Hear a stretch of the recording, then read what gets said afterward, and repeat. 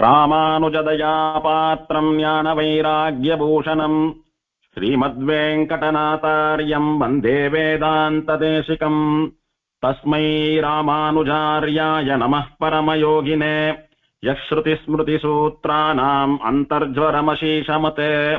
எங்கனேயோ அன்னை மீர்காள் என்னை முடிவது நீர், நங்கள் கோலத்திருக்குறுங்குடி நம்பியை நான் கண்டபின், சங்கினோடும் நேமியோடும் தாமரை கண்களோடும் செங்கனிவாய் ஒன்றினோடும் செல்கின்றதென் நெஞ்சமே. ஸ்ரீமதே சுந்தரவல்லி நாயிகா குருங்கவல்லி நாயிகா சமேத சுந்தர பரிபூர்ண பரபிரம்மனே நமஹ. ஆச்சரியமாக இந்த தனுர்மாசத்திலே 108 திவ்யதேச வைபவங்களிலே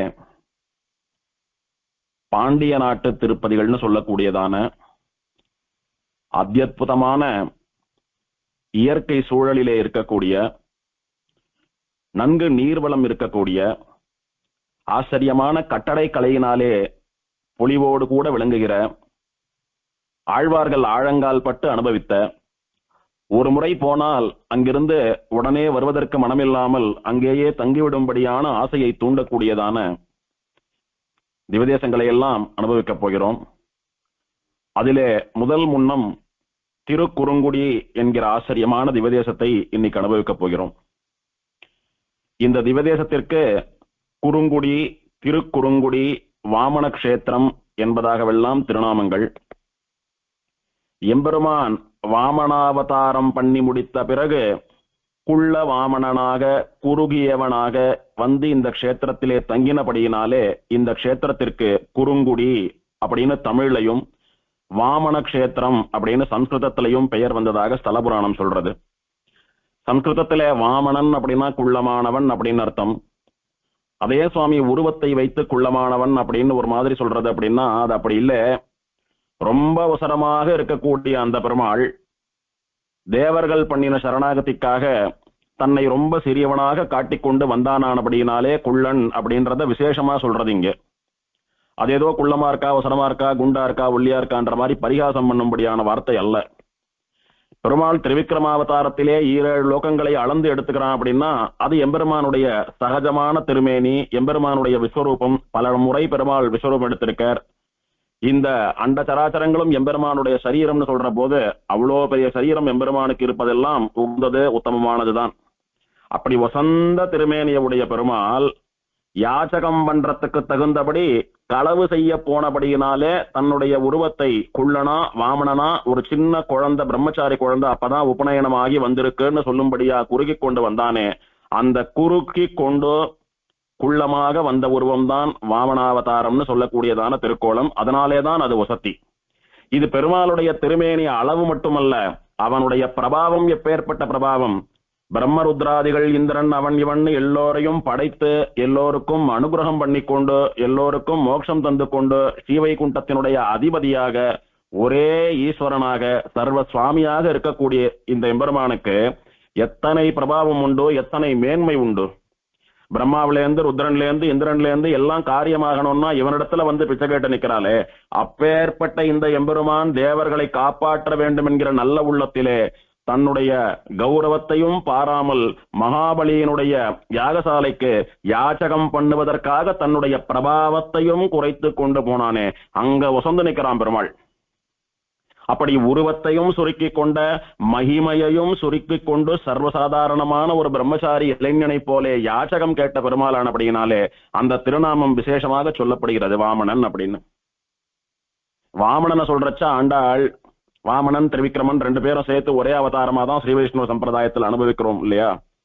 அவனை சொல்றச்ச ஓங்கி உலகளந்த உத்தமன் அப்படின்னா, இங்க உத்தம சப்தத்துக்கு என்ன அர்த்தம் அப்படின்னா, தான் கெட்டாலும் பரவாயில்லை, தன்னை நம்பியவன் நன்றாக இருக்க வேண்டும் என்ற பரந்த மனப்பான்மை உடையவனுக்கு உத்தமன்னு பேரு. எல்லாம் இவனுடையதாக இருக்க இவன் ஏன் ஒருத்தனிடத்துல போய் யாச்சகம் பண்ணணும்? அப்படி பண்ணாதான் அவன் தானம் தரேன்னு தருவான். அப்ப எல்லா உலகங்களையும் அளந்து எடுத்துட்டு தேவலோகமும் அதுல அடங்கெடுத்து அதனால தேவர்களை இம்சை பண்ணாதேன்னு சொல்லி அவளை ரட்சிக்க முடியும். அதுக்காக எம்பெருமான் களவு பண்ண வேணும் என்று அங்க போனான். அப்படி போன எம்பெருமான் தன் நிலையெல்லாம் தாழ்த்தி கொண்டு யாச்சகம் கேட்டானோ இல்லையோ, நாம கேட்போமா அந்த மாதிரி? அந்த மனசு நமக்கு வருமா? மற்றவாளுக்கு சகாயம் பண்ண வேண்டியதுதான், ஒத்தாசை பண்ண வேண்டியதுதான். ஆனா நம்முடைய கௌரவத்தை குறைத்து கொண்டுதான் பண்ணணும்னா அப்படியேப்பட்ட சகாயம் ஒன்றும் வானாம்னு ஒதுங்கிதானே நிற்போம் நாமெல்லாம். அப்படி இருக்கிறவெல்லாம் சராசரி மனுஷர்கள். ஆனா எம்பெருமான் கெட்டாலும் பரவாயில்ல, மத்தவன் அண்ணா இருக்கணும்னு நினைக்கக்கூடியவனானபடினாலே உத்தமன். அந்த உத்தமனா எம்பெருமான் தன்னுடைய பெரிய திருமேனியையும் சுருக்கி கொண்டு வந்தான், தன்னுடைய பெரிய பிரபாவத்தையும் குள்ளமாக்கி கொண்டு வந்தான், குறைத்து கொண்டு வந்தான். அதனாலதான் அளவை வைத்து பெருமானுக்கு வாமனன் அப்படின்னு திருநாமம். தமிழ்ல குறுகிய குறுகலான அப்படின்னா உயரம் குறைந்த சின்ன குள்ளமான அர்த்தம். குடி அப்படின்னா குடியிருக்கக்கூடிய ஆத்துக்கு, நாம வாசம் பண்ணக்கூடியதான கிரகத்துக்கு குடின்னு பேரு. பொதுவா ஸ்ரீ வைஷ்ணவெல்லாம் இன்னொருத்தருடைய ஆத்த சொல்றச்ச, தேவரீர் திருமாளிகைக்கு அடியேன் வரட்டுமா, சுவாமி திருமாளிகைக்கு அடியேன் போனேன், இந்த சுவாமியினுடைய திருமாளிகை எங்க இருக்கு அப்படின்னு இன்னொரு ஸ்ரீ வைஷ்ணவால சொல்றச்ச திருமாளிகைன்ற பதத்தை கையாளுறது வழக்கம். நம்மள சொல்லிக்கிறச்ச அடியன் திருமாளிகைக்கு வாங்கோ, எங்க திருமாளிகையில இருந்துதான் பேசிட்டு இருக்கேன் அப்படியெல்லாம் சொல்றது இல்ல. அடியன் குடிசைக்கு வாங்கோ, அடியன் குடிலுக்கு வாங்கோ. என்னதான் நாம அரண்மனையில இருந்தாலும் நம்மை தாழ்த்தி கொண்டு குடிசை குடில் அப்படின்னு சொல்றதுதான் வழக்கம். அந்த குடிசை குடில் குடி எல்லாம் ஒரே அர்த்தம் தான் தமிழ்ல. குறும் குடி அப்படின்னா சின்ன வீடு, சின்ன குடிசை, சின்ன ஆசிரமம்னு அர்த்தம். வாமனாவதாரம் முடித்தவுடன் பெருமாள் பிரார்த்தனைக்கு இணங்க ரிஷிகளுக்கெல்லாம் சேவை சாதிக்க வேண்டும் என்பதற்காக இந்த க்ஷேத்திரத்திற்கு வந்து, இவன் குள்ளமா இருக்கானோன்னு இவனுக்கு இவனுக்கு ஏத்த மாதிரி சின்ன ஆசிரமமாக இருந்தால் போதும், அதனால குறுகிய ஒரு குடியிலே, சின்னதான ஒரு குடிசையிலே, சின்ன ஒரு ஆசிரமத்திலே எம்பெருமான் வந்து வசித்த இடமானபடியினாலே குறுங்குடி. பெருமாளும் பிராட்டியும் உகந்து வசிக்கிறபடியினாலே, ஆழ்வாராச்சாரியர்கள் திருவடிப்பட்ட பூமியானபடியினாலே, ஆழ்வார்கள் திருவாக்கிலே வந்த திவ்யதேசமானபடியினாலே, எம்பெருமான் விசேஷமான சாநித்தியத்தோடைய கூட 5 ரூபங்களை கொண்டு இங்கே எழுந்தருளி இருக்கிறபடியினாலே, எத்தனையோ ஆழ்வாராச்சாரியர்கள் ஆழங்கால் பட்டு பல காலம் தங்கி அனுபவித்த பெருமாளானபடியினாலே, அந்த மேன்மை தோற்ற திரு என்ற அடைமொழி சேர்த்து திரு குறும் குடி, மேன்மை பொருந்திய பிராட்டியும் பெருமாளும் வசிக்கக்கூடிய சின்னதான ஒரு குடிசை அப்படின்னு சொல்லும்படியாக திருக்குறுங்குடின்னு முதல்ல வாமனன் வந்து வாசம் பண்ணின அந்த குடிசை போல இருக்கக்கூடிய சின்ன ஆசிரமத்திற்கு பெயர் வந்தது. அந்த குடிசை பெருமாள் தங்கி இருந்த அந்த ஆசிரமம் இருக்கு பாருங்க, அந்த ஆசிரமத்தினுடைய பெயரே க்ஷேத்திரத்துக்கும் பெயராக வந்து விட்டது. பல இடங்கள்ல தீர்த்தத்தினுடைய பெயரே திவதேசத்துக்கு பெயரா வந்துடும். உதாரணமா திருப்புட்குழின்னு சொல்லக்கூடியது அந்த தீர்த்தத்தினுடைய பெயர்னு பார்த்தோம், அதுவே திவதேசத்துக்கு பெயரா வந்துடுத்து. மலையினுடைய பெயரே திவதேச பெயரா வரும். திருமலை, திருவேங்கட மலைன்னு சொல்லக்கூடியது மலையை குறித்தாலும் திவதேசத்துக்கும் அதுதான் பேர். அந்த மாதிரி பெருமாள் திருநாமம் சில இடங்கள்ல திவதேசத்துக்கு அமையறதுண்டு.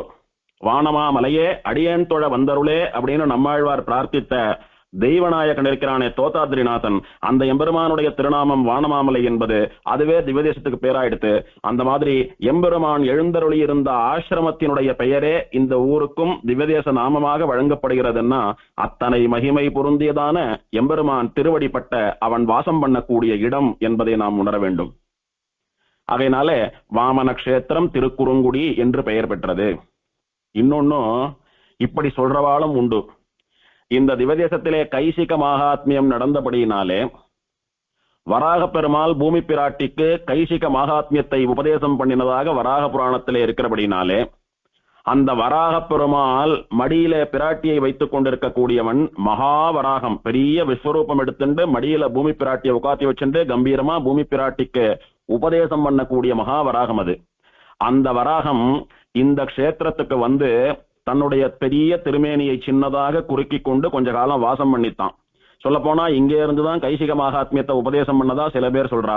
அப்படி இருக்கிற பட்சத்திலே வராகாவதாரம் சிறிய வடிவம் கொண்டு குறுகி வந்து குறுகிய சிறிய ஒரு குடிலே தங்கினபடியினாலும் இதற்கு குறுங்குடின்னு திருநாமம் அப்படின்னு சொல்றார். குள்ளனான வாமனன் வந்து குள்ளமான குடிசையிலே தங்கினதுனாலே குறுங்குடின்னு ஒன்னும், அவ்வளோ பெரிய வராகன் தன்னை குறுக்கி கொண்டு சின்னதா வந்தபடியினாலே குறுங்குடின்றது 2, அவ்வளோ பெரிய வராகன் சின்னதா குறுக்கி கொண்டு வந்து சின்ன குடிசையிலே தங்கினபடியினாலே குறுங்குடின்னு 3 அப்படின்றதா 3 விதமாக இதை அனுபவிக்கிறார்கள். ஆனால் பிரதானமாக ஸ்தல புராணத்திலே சொல்லப்பட்டது வாமன கஷேத்திரம் என்கிற அர்த்தத்திலே என்பதையும் நாம் தெரிந்து கொள்ள வேண்டும். இந்த திவ்யதேசம் ஸ்ரீ வைஷ்ணவ திவ்ய தேசங்களிலேயே ரொம்ப உத்தமமான திவ்யதேசம் அப்படின்னு சொன்னாலும் ஆச்சரியப்படுறதுக்கு இல்லை. ஏன்னா மனுஷன் நிம்மதியா இருக்கணும், கொஞ்சம் ஆனந்தமா இருக்கணும், எந்த விதமான கஷ்டங்களும் இல்லாமல் கவலைகளை எல்லாம் மறந்து இருக்கணும் அப்படின்னு தான் நினைப்பான். யாரும் பரபரப்போடு டென்ஷனா இருக்கணும்னு நினைக்கிறது இல்லை. அந்த மாதிரி இந்த காலத்துல எல்லோருக்கும் மன அமைதி ரொம்ப தேவைப்படுறது, ஒரு ஆனந்தம் தேவைப்படுறது. அது எங்க கிடைக்கும் அப்படின்னா பிரதானமா இயற்கையினுடைய அழகை ரசிக்கிற போது எல்லோருக்கும் கிடைக்கும். இயற்கையை ரசிக்காதவா இல்ல அப்படின்னு சொல்ல முடியாது. சில பேர் அதே காரியமா ரசிச்சுட்டு இருப்பா, சில பேர் அந்த காரியங்களுக்கு நடுவுல அப்படியே ஒரு பார்வை பாப்பா. அந்த வித்தியாசம் இருக்குமே ஒழிய இயற்கையை ரசிக்காதவான்னு ஒருத்தரும் கிடையாது. நல்ல மேற்கு தொடர்ச்சி மலைன்னு சொல்லக்கூடிய அத்தியாச்சரியமான சுந்தர ரூபத்தோட இருக்கக்கூடிய இயற்கை மிகுந்த எழில் காட்சியினுடைய நடுவிலே நிறைய நீர்வளம், அங்கங்க ஆறு பாயறது, குளங்கள் குட்டைகள் தேங்கி ஜலம் சமிருத்தியா இருக்கிறது, அப்பேற்பட்டதான ஒரு இடம். பின்னாலே மகேந்திரகிரின்னு சொல்லக்கூடிய உத்தமமான மலை பர்வதம், அந்த மலையினுடைய சூழல்ல, அந்த மலையினுடைய அடிவாரத்திலே சுற்றி நிறைய செந்நெல் பயிர்கள்னு சொல்லக்கூடிய வயல்வெளிகள், நிறைய நெல்லித்தோப்பு, நிறைய வாழைத்தோப்பு, அந்த மாதிரி மாந்தோப்பு நிறைய. இப்படி பார்ப்பதற்கு இயற்கை எழில் கொஞ்சி மனதுக்கு அப்படியே ஒரு உற்சாகத்தையும் நிம்மதியையும் தரக்கூடியதான திவ்யதேசம். இந்த திவ்யதேசத்திற்கு போனால் இங்கேயே எங்கேயான ஒரு ஏற்படுத்திட்டு நித்தியவாசம் பண்ண மாட்டோமா அப்படின்னு நினைக்காதவா இருக்க முடியாதுன்னு சொல்லும்படியான அளவுக்கு ஒரு இயற்கை எழில் மிகுந்ததான திவ்யதேசம் இந்த திருக்குறுங்குடின்னு சொல்லக்கூடியதான திவ்யதேசம். பொதுவா மேற்கு தொடர்ச்சி மலையினுடைய அடிவாரத்திலே இருக்கக்கூடிய எல்லா ஊரும் அத்தனை அழகா இருக்கும்.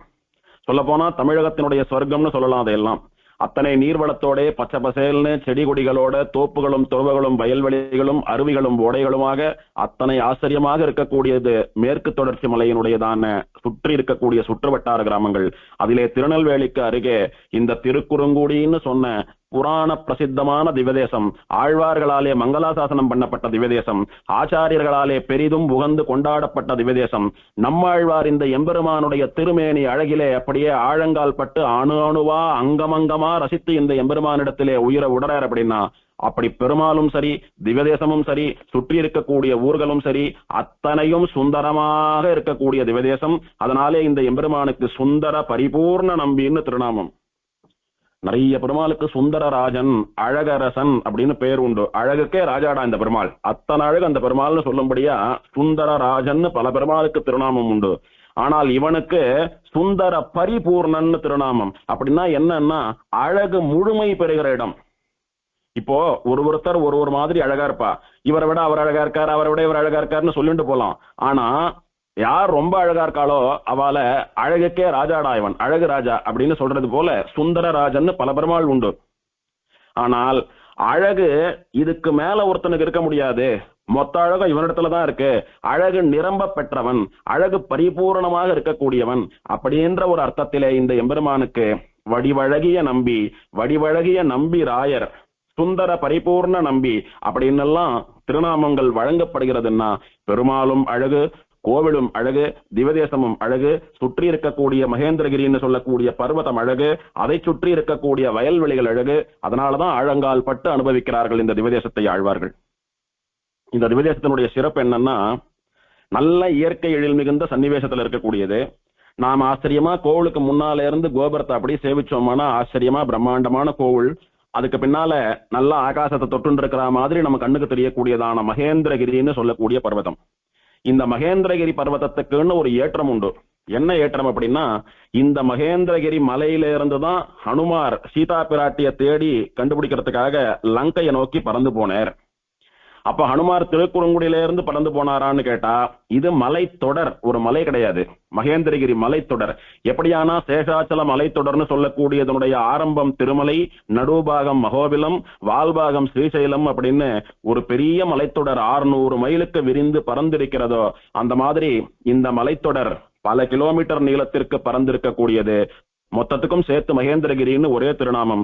அந்த மகேந்திரகிரி மலையிலிருந்து தான் ஹனுமான் சீதையை மீட்டுக் கொண்டு வருவதற்காக லங்கைக்கு பறந்தான்னு சொல்லப்படுகிறதுன்னா, அப்படி பிராட்டியை எழுந்தருளப் பண்ணி கொண்டு வருவதற்காக ஆச்சாரியன் ஸ்தானத்திலே இருக்கக்கூடிய ஹனுமான் அந்த பிராட்டியையும் பெருமாளையும் சேர்த்து வைப்பதற்கான பயணத்தை இங்கிருந்து தொடங்கினார் அப்படின்னா இந்த மலையினுடைய பெருமையை சொல்லிக் கொண்டே போகலாம். இந்த மலைக்கு மகுடம் வைத்தது போல இந்த மலையினுடைய உச்சியிலே ஆச்சரியமா மலைமேல் நம்பி திருமலை நம்பின்னு சொல்லக்கூடிய பெருமாள் எழுந்தருளி இருக்கிறார். அது இன்னும் ஆச்சரியமான ஒரு உத்தமமான விசேஷம் இந்த மலைக்கு. இந்த திவ்யதேசம் வானமாமலைன்னு சொல்லக்கூடியதான திவ்யதேசத்துக்கு அருகே இருக்கக்கூடியது. அங்க இருந்து தோராயமா ஒரு மணி நேரம் நாம பயணப்பட்டோமானா வரக்கூடியதான திவ்யதேசம்.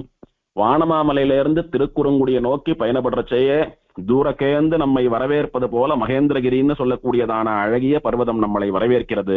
அந்த மகேந்திரகிரி பர்வதத்தையும் சுற்றி இருக்கக்கூடிய அழகலையும் ரசித்துக் கொண்டே திருக்குறுங்குடிக்குள்ளே நுழைகிறோம். முதல்ல திருக்குறுங்குடிக்குள்ளே நுழைந்த போது நம்ம கண்ணில் படக்கூடியது பெருமாள் பிரம்மோற்சவத்திலே எழுந்தருளக்கூடியதான பெரிய திருத்தேர். அந்த திருத்தேரை சேவித்துக் கொண்டோமானால் திருத்தேருக்கு வலது பக்கத்திலே ஒரு புஷ்கரணியும் 2 நிருசிம்மன் சன்னதியும் இருக்கு.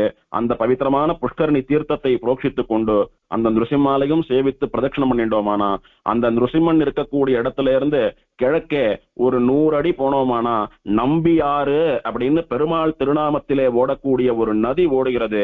சின்ன வாய்க்கால் போல ஓடிக்கொண்டிருக்கும். அந்த நதியிலே ஸ்ரீ வைஷ்ணவ நம்பி பெருமாள் உற்சவர், உபயநாச்சிமார், ஸ்ரீசட்டாரி, சக்கரத்தாழ்வார் இவெல்லாம் இறங்கி தீர்த்தவாரி கண்டருள்கிறார்கள் பங்குனி மாசம் திருவோண நட்சத்திரத்தன்னைக்கு. அந்த மாதிரி பெருமாளே வந்து தம்பதி சமேதரா சுதர்சனாழ்வானோடு கூட சட்டாரியோடு கூட இறங்கி தீர்த்தம் சாதிக்கக்கூடிய ஸ்ரீபாத தீர்த்தம் பிரசாதிக்கக்கூடிய உத்தமமான நதி அப்படின்ற பாவத்தோட அதை ஸ்மரித்து கொண்டு அந்த தீர்த்தத்திலே தீர்த்தமாடுவதோ அல்லது அனுஷ்டானம் பண்ணுவதோ புரோக்ஷணம் பண்ணுவதோ அந்த மாதிரி பண்ணிண்டு சுத்தமா சன்னதி தெருக்குள்ளே நுழைஞ்சோமானா சன்னதி தெருவுன்னு சொல்லக்கூடியது 2 பக்கமும் நிறைய ஸ்ரீ வைஷ்ணவர்கள் அக்ரஹாரங்களை ஏற்படுத்தி கொண்டு வாசம் பண்ணக்கூடியதான ஒரு அமைதியான சன்னிவேசம். அந்த சன்னதி தெருவை கடந்து போனோமானா ஒரு 5 படிகள் வருது. அந்த 5 படிகள் ஏறி மேல போனோமானா பெருமாளை சுத்தி இருக்கக்கூடியதான மாட வீதின்னு சொல்லக்கூடியதான பிராகாரம். அங்கதான் கோயிலுடைய மதில் ஆரம்பிக்கிறது. இந்த திவ்யதேசம் பல விதத்திலே ஸ்ரீரங்கத்தை நமக்கெல்லாம் ஞாபகப்படுத்தக்கூடிய திவ்யதேசம். ஸ்ரீரங்கத்திலே நதி பாயிருது, இங்கேயும் நம்பியாறுன்னு சொல்லக்கூடியதான நதி பாயிருது. ஸ்ரீரங்கத்துல மலை இல்ல, இங்க மலை உண்டு. ஸ்ரீரங்கத்தை போல பல பிரகாரங்கள், ஸ்ரீரங்கத்தை போல பிரம்மாண்டமான கோயில். ஸ்ரீரங்கத்துல இப்ப இருக்கக்கூடிய ராஜகோபுரம் ரொம்ப விசேஷமான ராஜகோபுரமா, ஆசியாவிலேயே ரொம்ப வசரமான ராஜகோபுரமாக கொண்டாடப்படுகிறது. அதை 44ஆம் பட்ட மகோபல மடத்தினுடைய ஸ்ரீமத் அழகிய சிங்கர், முக்கூர் ஸ்ரீமத் அழகிய சிங்கர், ஸ்ரீவன் சட்டகோபஸ்ரீ வேதாந்த தேசிக தீந்திர மகாதேசிகன் தான் ராஜகோபுரமாக கட்டினார். அவர் கட்ட ஆரம்பிப்பதற்கு முன்னாலே வரைக்கும் மொட்டை கோபுரமாக இருந்தது. அது பலருக்கும் தெரியும். அதே மாதிரி இந்த திருக்குறுங்குடின்னு சொல்லக்கூடியதான க்ஷேத்திரத்திலே பிரதான வாசல் கோபுரம் முதல்ல ஆரம்பிக்கக்கூடிய கோபுரம் இன்னைக்கும் மொட்டை கோபுரமாகத்தான் இருக்கிறது. அது ஒரு அழகு. இந்த மாதிரி மொட்டை கோபுரங்களை சில இடங்கள்ல சேவிச்சுட்டு இருந்தோம். கொஞ்சம் கொஞ்சமா மொட்டை கோபுரங்களை எல்லாம் ராஜகோபுரமா கட்டிண்டு வரா. ஆனா இன்னைக்கும் மொட்டை கோபுரமாக சேவை சாதிக்கக்கூடியது இந்த திருக்குறுங்குடி திவ்யதேசம்னு சொன்னா அது ஒரு விதமான அழகு. அப்படி அந்த மொட்டை கோபுரத்தை சேவிச்சுண்டு நாம சன்னதி தெருவுல இருந்து 5 படி ஏறி மாடவீதிக்குள்ளே வரும். மாடவீதியில இருந்து ஒரு 10-15 படி ஏறி போனாதான் இந்த கோவிலுக்குள்ள போகக்கூடியதான வழி வரும். எத்தனை மழையோ எத்தனை வெள்ளமோ அல்லது ஆறு பெருக்கெடுத்துண்டு போய் வெள்ளம் வந்தாலும் சன்னதிக்குள்ளே ஜலம் வரக்கூடாது, எம்பெருமானுக்கு எந்த விதமான ஒரு ஹானியும் இருக்கக்கூடாது என்பதை திருவுள்ளம் கொண்டு பரம பாகவதர்களான ராஜாக்கள் கட்டி வச்சிருக்கான்னா எத்தனை பக்தியோடு இந்த எம்பெருமானிடத்திலே ஆழங்கால் பட்டிருக்கிறார்கள்னு பார்க்கணும். அப்படி பல படிகளை ஏறி போறச்ச அந்த மொட்டகோபுரம் வர்றது. மொட்டகோபுரத்தை கை கூப்பிண்டு உள்ள நுழையிறோம். நுழைஞ்சோமானா அங்க பெரிய மண்டபம். அந்த மண்டபத்திலே தான் பிரம்மோற்சவ காலங்கள், விசேஷ நாள்கள் எல்லாம் பெருமாள் உபயநாச்சிமாரோடு எழுந்தருளி திருமஞ்சனம், திருவாராதனம், திவ்ய பிரபந்த சேவா காலம், சாத்துமறை இதெல்லாம் நடக்கக்கூடிய உத்தமமான இடம். அன்னைக்கு பெருமாளுடைய அவதார தினமான பங்குனி மாசம் சிரவணத்தன்னைக்கு தீர்த்தவாரி அன்னைக்கு பெருமாளுக்கு விசேஷமான திருவாராதனம், விசேஷமான தலிகை, விசேஷமான கோஷ்டி எல்லாம் நடக்கும், சாத்துமுறை எல்லாம் நடக்கும். அன்னைக்கு பெருமாளை கிட்டக்க போய் சேவிக்கணும்னு கூட அவசியம் இல்லை. இந்த மொட்டகோபுரத்து படியில நின்று சேவித்தாலே பெருமாள் தெரியும்படியா, வாசல்ல இருக்கிறவாலும் சேவிக்கும்படியா அத்தனை ஆச்சரியமா பெருமாள் சேவை சாதிக்கிறார். அப்படின்னா கோவிலுக்குள்ள வர முடியாதவாலும் வாசல்ல இருந்து சேவிக்கலாம்னு சொல்லக்கூடிய அந்த எம்பெருமானுடைய கருணையை நோக்க வேண்டும். இப்படி மொட்டகோபுரம், அதுக்குள்ளே பெரிய மண்டபம். அந்த மண்டபத்தை சுத்தி போனோமானா இன்னைக்கும் யானைகள் பெருமாளுக்கு அழகு செய்வதாக அங்கே மேய்ந்து கொண்டிருக்கின்றன. அந்த மண்டபத்துக்கு பின்னாலே இருக்கக்கூடிய மண்டபத்திலே திருக்குறுங்குடி ஜீயர் மடம்னு சொல்லக்கூடிய தென்னாச்சாரிய ஜீய சுவாமியினுடைய மடம் இருக்கிறது. அங்கே அவர் சம்பிரதாய பிரவச்சனம் பண்ணி கொண்டு அவருடைய பெருமாளுக்கு திருவாராதனம், நித்திய ததியாராதனம் எல்லாம் பண்ணி கொண்டு எழுந்தருள் இருக்கிறார். அவரையும் சேவித்துக் கொண்டு உள்ளே நுழைகிற போது ஆச்சரியமான சித்திரகோபுரம் அப்படின்னு சொல்லக்கூடிய மிக அழகிய கோபுரம். எப்படி இப்போ ஸ்ரீரங்கத்தினுடைய ராஜகோபுரம் எந்த நிறத்திலே இருக்கிறதோ அதை அப்படியே நமக்கு ஞாபகப்படுத்தும்படியா அதை விட அளவில் சிறியதா இருக்கக்கூடிய கோபுரம் சித்திரகோபுரம்னு பேரு. இந்த கோபுரத்திலே கணக்கில்லாத சிற்பங்கள், சின்ன சின்ன சிற்பங்கள், அத்தனை நுணுக்கமான அழகோடைய கூட செதுக்கப்பட்ட சிற்பங்கள் எல்லாம் உண்டு. இந்த கோபுரத்தினுடைய அழகை ரசிக்க வேணும் அப்படின்னாலே கிட்டத்தட்ட 1 மணி நேரம் நின்று சேவித்தாலும் போராது. அங்க இருந்து அடுத்த பிராகாரம் ஆரம்பிக்கிறது. அந்த கோபுரத்துக்குள்ள நுழைஞ்சோமானா வலது பக்கத்திலே பெரிய மண்டபத்துக்கு நடுவே இருக்கக்கூடியது மணவாள மாமுனிகள் சன்னதி. அந்த சன்னதியினுடைய தூண்கள்ல ஒரு விசேஷம் பாத்தீங்களான்னா ஆச்சரியமா சிம்மம் பாஞ்சுண்டு காலை தூக்கிண்டு நிக்கிற மாதிரியா அமைக்கப்பட்ட தூண்கள். இப்படி தூணுக்கு தூணு சிம்மம், தூணே கிடையாது, எல்லாம் சிம்மமே பாஞ்சுண்டு நிக்கிறா போல தூணை வடிவமைச்சிருக்கா. அந்த விசேஷம் என்னன்னு கேட்டா அந்த சிம்மத்தினுடைய வாயில கைய விட்டோமானா ஒரு பால் மாதிரி உருண்டு இருக்கும். கருங்கல் பாறை, ஒரே பாறையினாலே செதுக்கப்பட்ட சிற்பம். அதுல சிங்கத்தினுடைய வாயில ஒரு பந்து உருண்டு இருக்கும், கருங்கல் பந்து. அந்த பந்தை நல்லா உருட்டலாம், 360 டிகிரி உருட்டலாம், இங்க இருந்து அங்க நகத்தலாம், எல்லாம் பண்ணலாம். ஆனா வெளியில் எடுக்க முடியாது. அப்படி ஆச்சரியமான ஒரு அழகோடைய கூட அற்புதத்தோடைய கூட இருக்கக்கூடிய மண்டபத்திலே சுவாமி மணவாள மாமுனிகள் எழுந்தருளி இருக்கிறார். அவரையும் தாண்டி உள்ள போனோமானா பலிபீட்டம், கொடிமரம், விசேஷ உற்சவங்கள்ல பெருமாள் எழுந்தருளி சேவை சாதிக்கக்கூடியதான ஒரு குரடுன்னா மேடைன்னு அர்த்தம். அந்த பக்கம் பாண்டி நாட்டு பக்கம்லாம் குரடுன்னு சொல்றா ஆழ்வார் திருநகரி முதலான விதேசங்கள்ல. அந்த குரட்டிலே பெருமாள் பல உற்சவங்கள்ல எழுந்தருளி இருப்பார். அங்க பெருமாள் இருந்தாலும் இல்லைன்னாலும் பெருமாள் அங்கே எழுந்தருளி இருப்பது போல தியானித்துக் கொண்டு அந்த இடத்தை சேவித்துக் கொண்டு பலிபீட்டம், துவஜஸ்தம்பம் இதையெல்லாம் சேவிச்சுண்டு போனோமானா அங்கே இருந்து வரக்கூடியது மடப்பள்ளியில இருந்து ஆரம்பிக்கக்கூடியதான இன்னொரு பிராகாரம். அந்த பிராகாரத்திலே கைசிக துவாதசி மண்டபம்னு சொல்லக்கூடிய மண்டபம், உலக பிரசித்தியான கைசிக துவாதசி இந்த இடத்துலதான் பிரதானமா நடக்கணும். ஏன்னா கைசிக துவாதசியினுடைய மகிமையை லோகத்துக்கு எடுத்து கூறிய நம்பாடுவானுடைய சரித்திரம் நடைபெற்ற திவதேசமானபடியினாலே இது ரொம்ப ரொம்ப முக்கியமான திவதேசம். வைகுண்ட ஏகாதசி எப்படி எல்லா திவதேசங்களிலும் நடத்தப்படுகிறதோ அந்த மாதிரி கைசிக ஏகாதசியும் ஸ்ரீ வைஷ்ணவ சம்பிரதாயத்திலே இத்தனை வசந்த உற்சவமாக கொண்டாடப்படுகிறதுன்னா அந்த கைசிக விருத்தாந்தம், நம்பாடுவானுடைய சரித்திரம் நடைபெற்றதான திவதேசம் அப்படின்றது இந்த திவதேசத்திற்கு ஒரு ஏற்றம். நாம் எல்லாம் சில பேர் நேரம் சேவிச்சிருப்போம், சில பேர் டிவியில வீடியோல எல்லாம் பார்த்திருப்போம். கைசிக துவாதசி அன்னைக்கு பெருமாள் ஆச்சரியமா புராணம் கேட்டு நாடகம் எல்லாம் நடக்கக்கூடிய கைசிக துவாதசி மண்டபம், அந்த மண்டபம் இந்த பிராகாரத்திலே தான் இருக்கிறது. அந்த மண்டபத்தையும் சேவித்துக் கொண்டு போனோமானால் உள்ளே ஒரு புஷ்கரணி, ஒரு சரஸ் உண்டு. அந்த சரசுக்கு கரண்டம் ஆடு பொய்கைன்னு பேர். அந்த திருச்சுற்று அந்த பிராகாரத்துக்கு இதனாலே கரண்டமாடு பிராகாரம், கரண்டமாடு பொய்கை பிராகாரம்னு பேரு. கரண்டம் அப்படின்னா நீர்காக்கைன்னு சொல்லக்கூடியதான பட்சி. ஆழ்வார் காலத்திலே திருமிழிசை ஆழ்வார் இந்த எம்பெருமானை மங்களாசாசனம் பண்ணின போது இந்த புஷ்கரணியிலே நிறைய நீர்க்காக்கைகள் கூட்டம் கூட்டமா வசிச்சுண்டு சுகந்தமா விளையாடிண்டு ஆடிண்டு பாடிண்டு சந்தோஷமா இருக்கிறத பாக்குறார். மீன்கள்லாம் இந்த தீர்த்தத்தை சாப்பிட்டு நன்னா பருத்து போயிருக்கு. அந்த மீன் அப்படியே அழகா துள்ளி குதிக்கிறது. அந்த துள்ளி குதிக்கிற மீனை சந்தோஷமாக இருக்கக்கூடிய நீர்க்காக்கை இது துள்ளி குதித்து கொண்டு அப்படியே இதுவும் துள்றது அதுவும் துள்றது அப்படியே ஆகாசத்துல போய் அதை வாயால கவ்வும்படியா கேட்ச் பண்ணும்படியான ஒரு அழகை ரசிக்கிறார் திருமிழிசை பிரான். கரண்டமாடு பொய்கையுள் கரும்பனை பெரும்பழம் அப்படின்றத தன்னுடைய பாசுரத்திலே மங்களாசாசனம் பண்ணியிருக்கிறார். அப்பேற்பட்ட ஆச்சரியமான கரண்டமாடு பொய்கை. அதற்கு பின்னாலே கரும் பனை பெரும்பழம் அப்படின்னு சொல்றார். பொதுவா இந்த பாண்டிய தேசத்துல நிறைய பனை மரங்கள் இருக்கும். பனைமரம் இருக்கிறதுன்றது நில வளத்துக்கு, நீர் வளத்துக்கு, மற்ற செடி கொடிகளுக்கெல்லாம் ரொம்ப நல்லது. ஸ்ரீ வைஷ்ணவர்களான நாம் பனை பொருட்களை உட்கொள்ள கூடாதுன்னு ஆகார நியமம் உண்டு. அதுக்காக பனைமரத்தை வளர்க்கவே கூடாதுன்றது கிடையாது. பனைமரத்தினுடைய ஓலையாலே பண்ணப்பட்ட விசிறிகள், கூடைகள், தட்டு, அந்த மாதிரி நிறைய வஸ்துக்கள் எம்பெருமானுடைய திருவாராதனத்துக்கு, மகான்களான ஆழ்வார் ஆச்சாரியர்களுடைய அனுஷ்டானத்திற்கு அதெல்லாம் பயன்படுறதுன்னு சொன்னா அந்த பனைமரத்தினுடைய ஓலை அத்தனை விசேஷம் நமக்கு. பனையிலிருந்து வரக்கூடிய வஸ்துக்கள் வயத்துக்கு சாப்பிடக்கூடாதே ஒழிய பனைமரத்தினுடைய வஸ்துக்களை பெரும்பாலும், அதாவது பனைமரம் பட்டு போயிடுத்துன்னா அந்த மரத்தை உருளையா கட் பண்ணி என்ன பண்ணுவா, பெருமாளுடைய வாகனங்கள்லாம் எழுந்துருள பண்றச்ச வாகனத்தை தரையில வச்சுட்டாலானா அத்தனை வெயிட்டோட கூட தோல்ல தூக்கி வச்சுக்கிறது கஷ்டம். அப்போ இந்த பனைமரத்தை சிலிண்டரை போல கட் பண்ணுவா, உருளைன்னு பேர் அதுக்கு. அந்த உருளைய 4 மூலையில 4 உருளை வச்சாலானா அது மேல இருக்கக்கூடிய பெருமாளுடைய வாகனம் இருக்கு பாருங்க, அந்த வாகனத்தை தூக்கக்கூடிய அந்த தடி இருக்கு பாருங்க, தோல்ல வச்சுக்கிற தடி, அந்த தடியை பிடிச்சி நிறைய பேர் சேர்த்து அப்படியே இழுத்தாலானா பெருமாள் அப்படியே ரோல் ஆயிண்டே வருவார். கொஞ்சம் அந்த தடி முன்னால வந்தா முன்னால இருக்கிற 2 பக்கம் தோல்ல தூக்கி வச்சுப்பா. அதுக்கப்புறம் இன்னோவா நடந்து போனாலானா இன்னும் ரோல் ஆகிண்டே வரும். அப்புறம் அந்த மண்டபத்தினுடைய முனைக்கு வரச்ச பின்னாடி ஏல பண்றவா போய் ஏல பண்ணிப்பா. இப்படிதான் பெருமாள் வாகன மண்டபத்தில இருந்து எழுந்தருளை பண்ற வழக்கம். அப்படி எம்பெருமானுடைய வாகனத்தையும் சேர்த்து தாங்கக்கூடியதான உருளையாக பயன்படக்கூடியது இந்த பனைமரம். இப்படி பகவானுடைய கைங்கரியத்திலே பலவிதமாக தன்னை ஈடுபடுத்திக் கொண்டு பிறந்த பயனை அடைந்த அந்த பனைமரம் திருமிழிசை ஆழ்வாருடைய வாக்காலே மங்களாசாசனம் பண்ணப்பட்டிருக்கிறது. நம்மாழ்வாரும் கூட ஆழ்வார் திருநகரி பாசுரத்திலே மங்களாசாசனம் பண்ணியிருக்கிறார். இப்படி ஆழ்வார்கள் வாக்கிலே ஒரு பொருள் வருவதென்பதே அதனுடைய ஜென்ம சாபல்யம்னு புரிந்து கொள்ள வேணும்.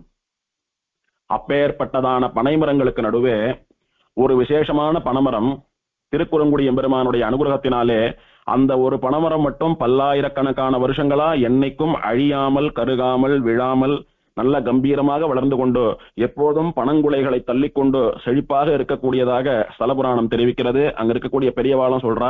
அதனால அதுக்கு கரும்பனை பனைமரம் அப்படின்றதா பெயர். இப்படி ஆழ்வார் இந்த பனைமரத்தையும் மங்களாதாசனம் பண்ணிருக்கார். அப்படி அந்த பிராகாரம் அதையும் சுத்திக்கிறோம். அந்த பிராகாரத்தை பிரதட்சிணமா வந்து கோவிலுக்குள்ள நுழையறச்ச ஆச்சரியமா துவஜஸ்தம்பத்துக்கு உள்ளே இருக்கக்கூடிய பிராகாரத்திலே பெருமாள் சன்னதிக்கு போகக்கூடியதான முகப்பு மண்டபம் வருகிறது. அந்த முகப்பு மண்டபத்துக்கு முன்னாலே ஒரு ஆச்சரியமான அழகு என்னன்னா, பொதுவா பெருமாளுக்கு முன்னாலே இருக்கக்கூடிய பெரிய திருவடின்னு சொல்லக்கூடிய கருடன் கருத்மான் பெரும்பாலும் சந்தியில தான் இருப்பார். அவருக்குன்னு தனியா ஒரு சன்னதி இருக்கும். அந்த சன்னதி அறைக்குள்ள உட்கார்ந்துட்டு இருப்பார். பெருமாளை பார்த்த மாதிரி கை கூப்பிட்டு இருப்பார். ஆனா குறித்த சில திவ்யதேசங்கள்ல பாத்தீங்களான்னா சன்னதியில இல்லாம திறந்த வெளியிலே இருக்கும்படியா இருப்பார். அந்த மாதிரி வானமாமலையிலும் இந்த திருக்குறுங்குடியிலும் திறந்த வெளியிலே இருக்கக்கூடிய கருடன் விசேஷம். அதுவும் வானமாமலை திவ்யதேசத்துல ஸ்வயம்பு கருடன். அவரை நன்னா உத்து சேவிச்சாதான் கருடனாவே தெரியவர். ஆனா இவர் ஆச்சரியமான வர்ண கலாப திருமேனி. நிஜமாவே கருடன் வந்து உட்கார்ந்து இருந்தா எப்படி இருப்பாரோ அந்த மாதிரி பார்த்து பார்த்து அவரை அனுபவிச்சு அவர் பக்கத்திலே இருந்துடலாம். அவரை சேவிச்சுட்டா அவரை தாண்டி பெருமாளை போய் சேவிக்கணும்னு கூட மனசு வராது. அத்தனை அழகான கருடன். இப்போ நாம அர்ச்சாவதாரங்களை எல்லாம் ஒரு தைல காப்பு திருமேனியா திருமஞ்சன திருமேனியா கருப்பா சேவிக்கிறச்ச பக்தி அனுபவம் ரசிக்கிறது எல்லாம் உண்டு. அதை விட எங்க ஜாஸ்தின்னா வர்ண கலாப திருமேனியா இருக்கிறச்ச நம்மளாட்டுமே பெருமாளுக்கு கண் தனியா மூக்கு தனியா காது தனியா கலர் கலரா எல்லாம் நமக்கு பார்க்கும்படியா பிரசன்ட் பண்ணி இருக்கிறச்ச இன்னும் ஒரு ஆச்சரியமான ஈடுபாடு வரும். உதாரணமா ஒரு பள்ளிகொண்ட ரங்கநாதர்னு சொல்லக்கூடிய திருத்தெற்றியம்பலம் செங்கன்மாள் திருநாங்கூர்ல, அதே மாதிரி திருத்தன்கால் நின்றநாராயண பெருமாள், ஸ்ரீவல்லிபுத்தூர் வடபத்திரசாயி, அந்த மாதிரி வர்ண கலாப பெருமாள் திருமேனியை பார்க்கறச்ச நமக்கு பெருமாள் அப்படியே நேர ரொம்ப கிட்டக்க நின்று பார்க்கிற மாதிரியான ஒரு அனுபவம் ஏற்படும். அந்த மாதிரி கருடன் ஆச்சரியமா வர்ணகலாப திருமேனியாக இருந்து கொண்டு இங்கே பெருமாளை நோக்கி சேவை சாதிக்கிறார். பெருமாளை நோக்கி கை கூப்பின்றிருக்கார். அந்த கருடனை ரொம்ப கிட்டக்க போய் சேவிக்கும்படியான ஒரு பிராப்தம். எங்கேயும் அவ்வளவு கிட்டக்க கருடனை சேவிக்க முடியாது. அப்பேற்பட்ட கருடனை சேவித்துக் கொண்டு அவருடைய அனுமதியை பெற்றுக்கொண்டு பெருமாள் சன்னதிக்கு போனோமானா பெருமாள் சன்னதிக்கு முன்னாலே பெருமாள் உற்சவர் திருமஞ்சனமெல்லாம் கண்டருளக்கூடியதான ஒரு முகப்பு மண்டபம், கருங்கல் மண்டபம். உற்சவ காலங்கள்ல திருமஞ்சன சமயத்துல பெருமாள் உபயநாச்சிமார் தாயார் எல்லாம் அந்த மண்டபத்துல எழுந்தருளி இருந்து அங்கதான் திருமஞ்சனம் திருவாராதனம் எல்லாம் நடக்கும். அங்க பெருமாள் இருந்தாலும் இல்லாது போனாலும் பெருமாள் எழுந்தருளக்கூடிய மண்டபமானபடியினாலே அதையும் பெருமாளுக்கு சமானமாக சேவித்துக் கொண்டு பெருமாள் சன்னதிக்குள்ளே நுழைஞ்சோமானா துவாரபாலகால தாண்டி உள்ள போறோம். போறச்ச நமக்கு வலதுபுறத்திலே ராமன், லக்ஷ்மணன், சீதை, அனுமான் இவாள்லாம் சேவை சாதிக்கிறா. அவளையும் கை கூப்பிண்டு அங்க உள்ள விட மாட்டா. அந்த துவாரபாலகா இருக்கா பாருங்க, அங்க இருந்துதான் சேவிக்கலாம். யாராக இருந்தாலும் துவாரபாலகாலோட சரி. துவாரபாலகால சேவிச்சு அவளுடைய அனுமதியை வாங்கிண்டு உள்ள போறதா பாவிச்சுண்டு உள்ள போன மாதிரி தியானிச்சுண்டு வாசல்ல இருந்து நமக்கு வலது பக்கத்திலே பார்த்தோமானா ராமன் சேவையாவர், அவரை சேவிக்கலாம். அங்க லைட் போட்டு வச்சிருப்பா. கர்ப்ப கிரகத்துல போய் நம்பிய சேவிக்கணும்னா அர்ச்சக சுவாமி அந்த கற்பூரஹாரத்தை அல்லது நெய் தீபம் காட்டுறாரு பாருங்க, அந்த வெளிச்சத்துல என்ன சேவிக்கிறோமோ அதுதான் சேவை. மற்ற திவதேசங்களை போல பெருமாளை கண்ணுக்கு தெரியற மாதிரி நன்னா பளிச்சுன்னு சேவித்தெல்லாம் அனுபவிக்க முடியாது. பேருக்கு அவ என்ன காட்டுறாலோ அதுதான் சேவை. மற்றபடி போட்டோல பார்த்து எம்பெருமானை மனசுல சந்தோஷப்பட்டுக்க வேண்டியதுதான். இது வானமாமலை அந்த மாதிரி திவதேசங்கள் எல்லாம் அந்த ஒரு குறை உண்டு. வானமாமலையிலாவது ஓரளவுக்கு பரவாயில்ல, விளக்கு ஒளியில பெருமாள் தெரியவர். இங்க அவ்வளோ பெரிய பெருமாள், ஆனா சின்ன விளக்கு, வெளிச்சம் போறாது. அர்ச்சகர் காட்டும் போது சேவித்தா உண்டு. அந்த சமயத்துல பர்சத்தை இருந்து பணம் எடுக்கிறேன், பையில இருந்து உபகாரம் எடுக்கிறேன், இப்படி பாக்குறேன் அப்படி பாக்குறேன்னு விட்டோமானா பெருமாள் சேவை போயிடும். அப்படி ஆச்சரியமான பெருமாள். பெருமாள் இங்கே மூலவர் எப்படி இருக்காரு அப்படின்னா, வர்ண கலாப திருமேனி பெருமாள் மூலவர். நேரையே பெருமாளை சேவிக்கும்படியான ஒரு அழகு. அப்படி ஒசரமா நின்ற திருக்கோலம், மேல் 2 திருக்கரங்களாலே சங்க சக்கரங்களை ஏந்தி கொண்டு வலது திருக்கரத்தை தன் திருவடியை காட்டிக் கொண்டிருப்பது போல வைத்துக் கொண்டிருக்கக்கூடியதான வரதஹஸ்தம், இடது திருவடியை தன்னுடைய இடுப்பிலே வைத்து காட்டிக் கொண்டிருப்பதான கட்டிஹஸ்தம். கட்டினா இடுப்பு. இது சாட்சாத் திருமலை மேலே நின்று சேவை சாதிக்கக்கூடிய திருவேங்கடமுடையான் ஸ்ரீனிவாசனுடைய சேவையை நமக்கெல்லாம் ஞாபகப்படுத்தக்கூடியதான திருக்கோலம். திருவேங்கடமுடையானை போலே மேல் 2 திருக்கரங்கள் சங்க சக்கரங்களை ஏந்தி கொண்டிருக்கின்றன. வலது திருக்கரம் என்னுடைய திருவடியை சரணாகதி பண்ணு என்று காட்டிக் கொண்டிருக்கிறது. இடது திருக்கரம் என் திருவடிகளில் சரணாகதி பண்ணால் இந்த சம்சாரம்னு சொல்லக்கூடிய கடல் நீ இடுப்பளவே நடந்து கடக்கக்கூடிய உனக்கு ஆழம் குறைந்த சமுத்திரமாக மாறிவிடும். சுலபமாக நீ சம்சாரத்தை கடந்து வைகுண்டத்துக்கு வந்து விடலாம் என்று சொல்லும்படியா இடுப்பளவுதான் அப்படின்னு காட்டும்படியான இடுப்பிலே கையை வைத்து சேவை சாதிக்கூடிய கட்டிஹஸ்தம், அதோடு சேவை சாதிக்கிறார் மூலவர். உபயநாச்சிமார் ஆச்சரியமா வலது பக்கம் ஸ்ரீதேவி ஒரு ரோஜா பூ நிறத்திலே சேவை சாதிக்கிறாள். இடது பக்கத்திலே பூமி தேவி பச்சை நிறத்திலே சேவை சாதிக்கிறாள். ஒரு காலத்துல இந்த எம்பெருமானையும் பளிச்சுன்னு சேவிக்க முடிஞ்சதா இருந்தது. ஆனா யாரோ போட்டோ எடுத்து Facebook அதுல எல்லாம் போட்டதுனால இப்ப நிறுத்திட்டான்ற மாதிரி சொல்றா. அது என்னன்னு தெரியல. ஆனா நமக்கு சேவிக்க முடியல என்ற வருத்தம் குறை மட்டும் இருக்கு. அதே மாதிரி எம்பெருமானுடைய உற்சவர் இங்க எப்போதும் சேர்த்தியிலேயே தான் இருப்பார். இப்ப நம்ம தொண்டை நாட்டு பக்கம் எல்லாம் பங்குனி உத்தரத்தன்னைக்கு மறுநாள், பங்குனி உத்தரத்துக்கு ராத்திரியில இருந்து மறுநாள் சாயங்காலம் வரைக்கும் பெருமாள் சேர்த்தியில இருக்கார் அப்படின்னு நாம அல்லாடிண்டு தேடிண்டு ஓடுறோம். காஞ்சிபுரத்துக்கு போனா 16 திவதேசங்கள்ல பெருமாளுடைய சேர்த்தியை சேவிக்கலாம். திருவள்ளூருக்கு போனா ராகவன் சேர்த்தி, திருவள்ளிக்கேணிக்கு போனா பார்த்தசாரதி ஆண்டாள் சேர்த்தின்னு ஓடுறோமே. ஆனால் இந்த பெருமாள் வருஷம் முழுக்க சேர்த்தியிலேயே தான் இருந்துட்டு இருக்காரு இந்த பெருமாள். அதாவது இங்க தாயார்கள் 2 தாயார், சுந்தரவள்ளின்னு ஒரு தாயார், குறுங்குடி வள்ளின்னு ஒரு தாயார். 2 தாயாரும் மூலவர்கள் தனி கோயில் நாச்சியாரா இருக்கா. அந்த மூலவர்களுடைய உற்சவர்கள், இந்த உற்சவர் ஸ்ரீதேவி பூமி தேவின்னு சொல்லக்கூடிய உபயநாச்சிமார்கள், இந்த குறுங்குடி வள்ளி நாச்சியார் சுந்தரவள்ளி நாச்சியார்னு சொல்லக்கூடிய 2 தாயார்களோடு கூட வருஷம் முழுக்க சேர்த்தியிலேயே பெருமாள் சன்னதியில எழுந்தருளி இருக்கான்னா கண்கொள்ளாத காட்சி இது. அதனால இங்க பங்குனி உத்தரத்துக்கு தான் போய் சேர்த்தியை சேவிக்கணும்னு இல்ல, வருஷத்துல எங்க போனா என்னைக்கு போனாலும் சேர்த்தி உண்டு இங்க. இந்த எம்பெருமானை ஆச்சரியமாக 2 ரிஷிகள் பக்கத்துல உட்கார்ந்து சேவிச்சுட்டு இருக்கும்படியான காட்சி. அதெல்லாம் நாம போட்டோல பார்க்கலாமே தவிர அங்க அத்தனை தூரம் நம்மளால சேவிக்க முடியாதுன்றது ஒரு வருத்தப்படக்கூடிய விஷயம். இந்த பெருமாளுக்கு இவர்தான் பிரதானமான பெருமாள். இந்த திவதேசத்திற்கு பிரதானமான பெருமாள் அப்படின்னா இவர்தான். இவருடைய திருநாமம் திருக்குறுங்குடி நம்பி, அதே மாதிரி ஸ்ரீ வைஷ்ணவ நம்பி, வடிவழகிய நம்பி, சுந்தர பரிபூர்ண நம்பி, வடிவழகிய நம்பிராயர் நம்பி அப்படின்னு எல்லாம் திருநாமம். இங்க பெருமாள் பல திருக்கோலங்கள்ல எழுந்தருளி இருக்கார். இந்த பெருமாள் நின்றுண்டு சேவை சாதிக்கிறபடியினாலே நின்ற நம்பி அப்படின்னு திருநாமம். மொத்தம் இங்க 5 பெருமாள் இருக்கா. ஆழ்வார் பொதுவா திருக்குறுங்குடின்னு திவதேசத்தை மங்களாதாசனம் பண்ணியிருக்கார். நம்பி அப்படின்னு பெருமாளை மங்களாதாசனம் பண்ணியிருக்கார். 5 பெருமாள் இருக்கிறபடினால 5 பேரையும் நம்பி நம்பின்னு அவ எந்த கோலத்திலே இருக்கிறார்களோ அல்லது எந்த இடத்திலே இருக்கிறார்களோ அதை வைத்து அவர்களுக்கு பெயர் சூட்டி அனுபவிக்கிறார்கள் அடியவர்கள். அதன்படி பார்த்தா இந்த பெருமாளுக்கு நின்ற நம்பின்னு திருநாமம். இவர் கிழக்கே பார்த்து நின்று கொண்டிருக்கிறார். கிழக்கே திருமுக மண்டலம். இவர்தான் பிரதானமான பெருமாள். இந்த பெருமாளை சேவிச்சுட்டு அப்படி பிரதட்சணமா இந்த பெருமாள் சன்னதி படிகளை இறங்கி வரச்ச முதல்ல அங்க ஆச்சரியமா ஒரு மாலோலன் லக்ஷ்மி நரசிம்மன் தாயார மடியில வச்சுட்டு உட்கார்ந்து இருக்கிற மாலோலன் ஆச்சரியமா சின்ன சன்னதியில சேவை சாதிக்கிறார். ரொம்ப அழகான மாலோலன் மூலவர். அவரை சேவிச்சுண்டு அவர் பக்கத்துல பூவராகன் வராக கஷேத்திரமானபடியினாலே வராக பெருமாள் பூமி பிராட்டிக்கு கைசிக மகாத்மியத்தை உபதேசம் பண்ணினதாக அறியப்படுகிற கஷேத்திரமானபடியினாலே வராக பெருமாள் பிராட்டிக்கு சரணாகதி மந்திரத்தை வராக சரம ஸ்லோகத்தை உபதேசம் பண்ணினதனுடைய பெருமையை காட்டக்கூடிய கைசிக விருத்தாந்தம் நடந்த கஷேத்திரமானபடியினாலே ஆச்சரியமா ஞானப்பிரான் அப்படின்னு பூமி பிராட்டிய மடியில வச்சுட்டு உட்கார்ந்து இருக்கக்கூடிய வராக பெருமாள் ஆச்சரியமா சேவை சாதிக்கிறார். அவரும் சின்ன சன்னதியில சேவை சாதிக்கிறார். அவரையும் சேவிச்சுண்டு அப்படியே போனோமானா ஒரு திண்ண மேலே வரக்கூடியது குறுங்குடி நாச்சியார்னு சொல்லக்கூடிய தனி கோயில் நாச்சியாருடைய சன்னதி. இந்த தாயார் ஆச்சரியமாக மேலிரண்டு திருக்கரங்களாலே தாமரை புஷ்பங்களை ஏந்தி கொண்டு வலது திருக்கரம் அபயாஸ்தமாகவும் இடது திருக்கரம் வரதஹஸ்தமாகவும் வைத்துக் கொண்டு சேவை சாதிக்கக்கூடிய தாயார். நிஜமாவே நல்ல அழகான தாயார். பெருமாள் அழகிய நம்பி சுந்தர பரிபூர்ணன் அப்படின்னா தாயார் சுந்தரவல்லி. பெருமாள் குறுங்குடி நம்பி அப்படின்னா தாயார் குறுங்குடி வள்ளி.